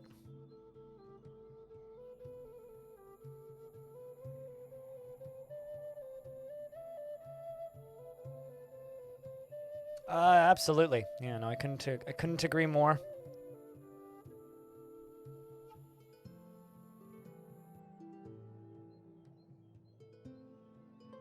You mostly do the random D&D game with them? It's like there was a period of time there where I played a little bit of MechTech with a friend of mine, which is the free open source BattleTech online solution.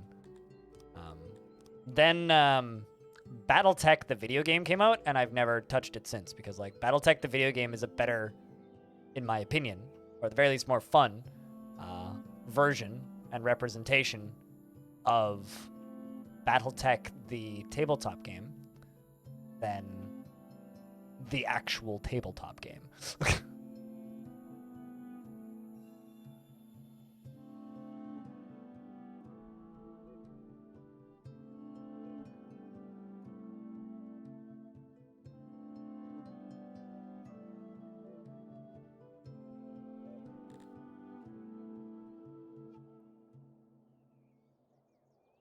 We got 512 blocks inbound, which will be enough. Once those arrive, need to wait for those to get dropped off. Could be pretty soon here, I would think, if they're inbound. As soon as those get dropped off, we can then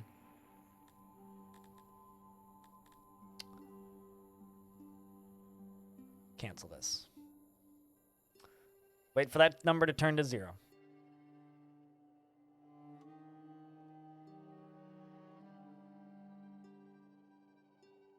There they are. That's the supply that we needed. Boom. Shut that off.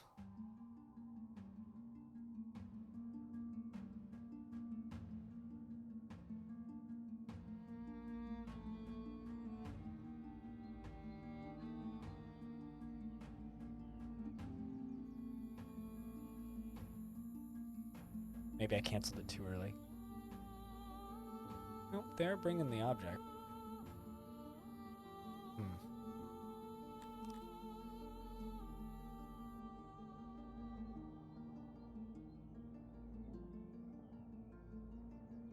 Yeah, I must have canceled it too early. I feel smart.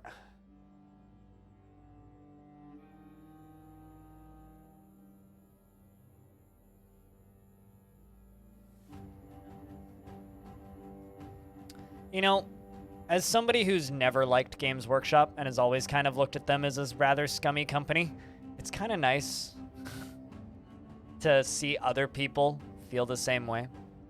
It sucks that, like, it had to kind of piss so many people off in order for it to get this far, but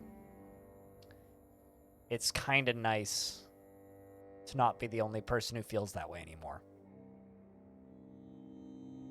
For whatever that's worth.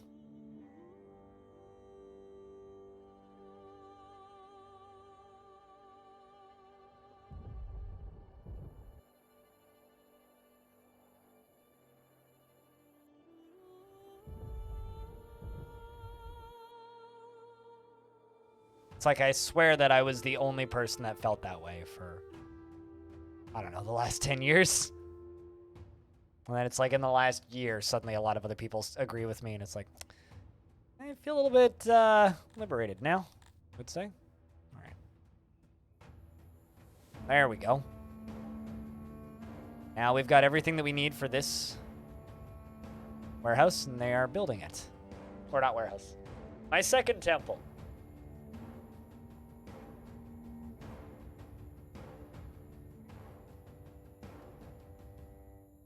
Also, I just want to say that I'm proud of me since I've come back from my short vacation at the end of December and finished doing the 20-something days in a row. Like, every stream I've done pretty much has been 9+ hours. I'm proud of me for that reason. I think that I'm doing good at keeping up the pace and the content output. And hopefully the addition of things like a podcast will give people more things to listen to that aren't just the normal stuff, you know?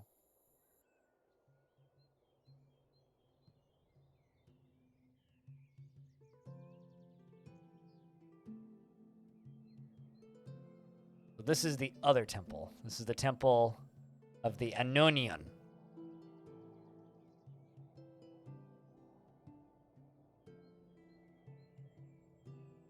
It's currently 99% completed. It's got one more brick to do. There we go. Got insufficient workers allocated. And now we're waiting for sacrifices, I think.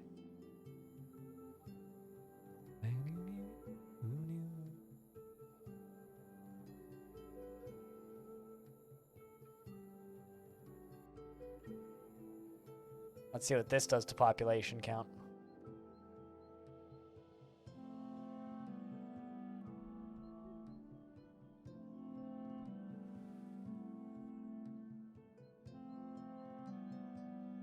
They need to actually get sacrifices to gain any respect, but...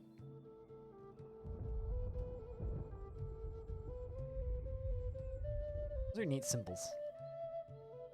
Pretty fucking metal, I'm not gonna lie. But once the temple gains respect, that's when we got the massive influx of people last times.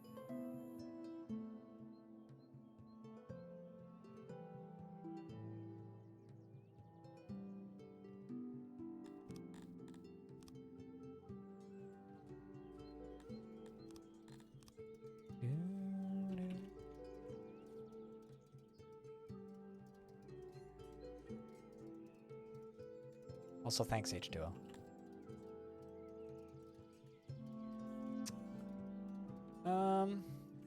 Do like this. I don't like these tiny houses. Tiny, like, little dormitories. It's like, they're dorms, so it's like just, you sleep here sometimes. They're not that bad, because they're only 3 beds.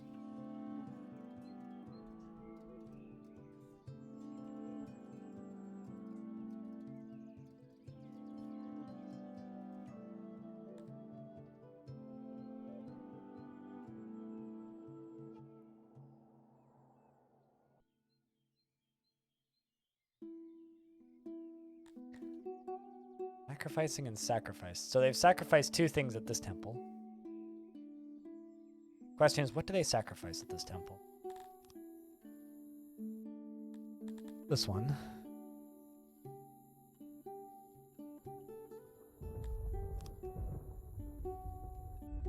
I'm assuming it's just livestock. Not saying anything specifically.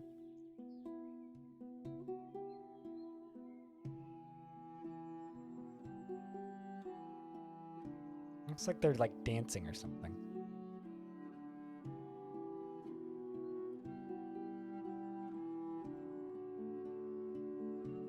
Like if it's livestock, I've got more than enough livestock.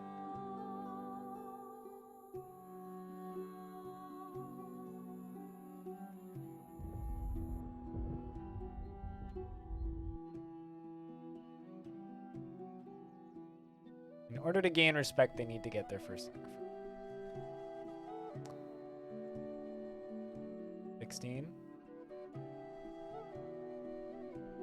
What are we sacrificing today? I don't know. Hopefully people. That would be exciting. I mean, they're definitely sacrificing more things over here. They're up to 3 sacrifices this year.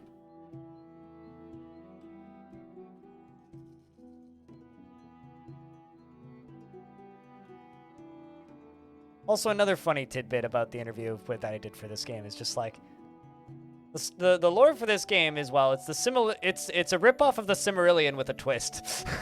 A ripoff of the Silmarillion with a twist. It's maybe one of my favorite just statements about the lore of the world. Like, shoutouts to Tolkien, I suppose.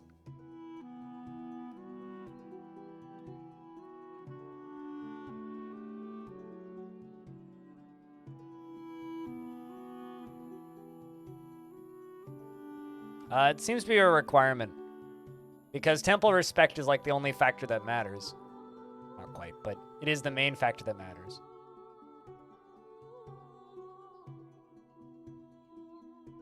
So you want to gain temple respect, which is what brings in people. They want to go to your really highly respected temple. But I'm going to accept my new people. So we're almost at 2,000. I'll have to play some more of this over the weekend. I think we'll do more of this on Saturday. But it's time to swap games, chat. I've been streaming for 8 hours, so.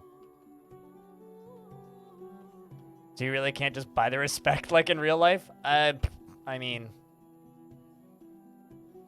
I do have 17,000 money in my treasury from all of this coal that I'm selling. I'm literally like the capitalist's anti-Santa. I sell people coal, and they buy it. And that and bread. Tons of bread and tons of coal.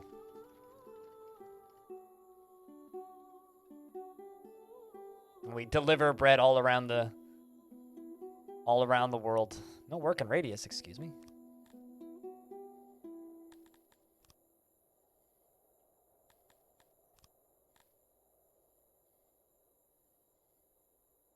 No. Please. The twits.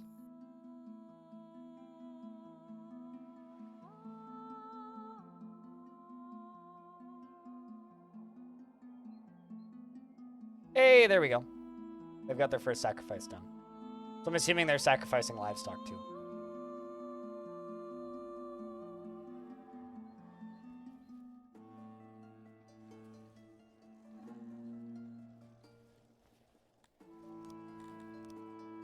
The problem with this game is once you're playing it, you can very easily just kind of keep playing. Like, this is a very hard game to quit because there's like always something that you could just add on to or tweak. Like, yeah, I need more housing. Guess I'm just going to do this now, too.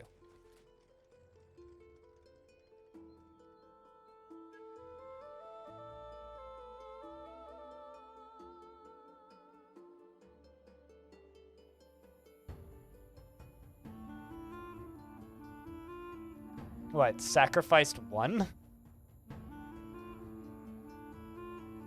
Is that the number that you're talking about?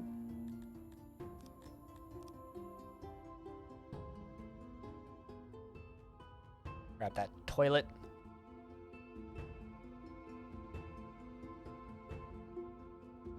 Plop her down there.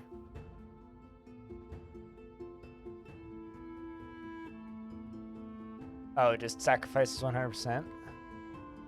Oh, sacrificing 100%. Is that what you're talking about?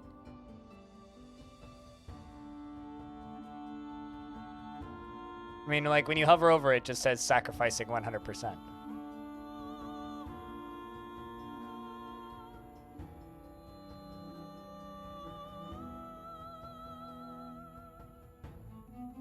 Also, apparently I got a little bit too aggressive with my expansions and we ran out of furniture immediately, so that's cool.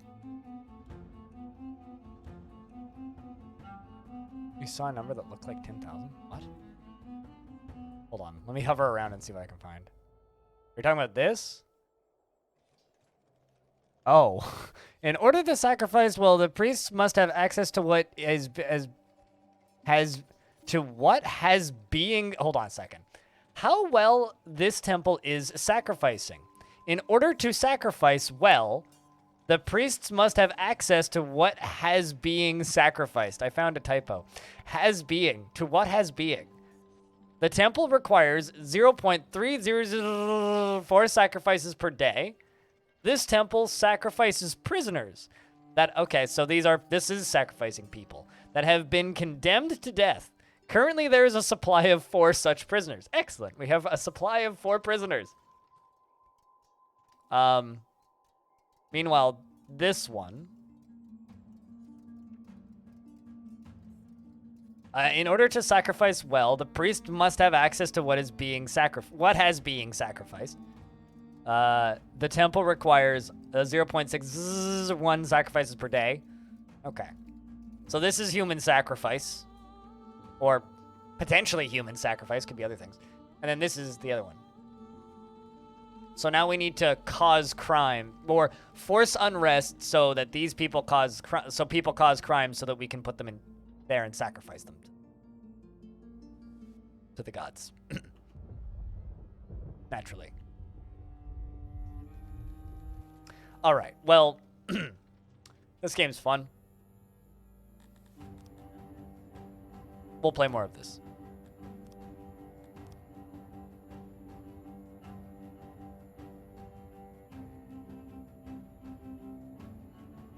Feels legit, yeah. We just saved, so it's fine. Alright, we're gonna go take pictures of dogs. Stream's not over yet. We're gonna go for like another hour and a bit or so. But we are changing games. So if you're peacing out now, thank you very much for hanging out, chat. If you want to listen to me on my day off tomorrow, there's a link to the podcast. Of course, there's also a link to VODs and such where you can watch a lot of VODs of things that I've done. And then there's a link to the Patreon if you want to support the stuff I do directly. Now, I'm going to swap us into a new directory now so we can play a different game. Because we're going to go take pictures of dogs.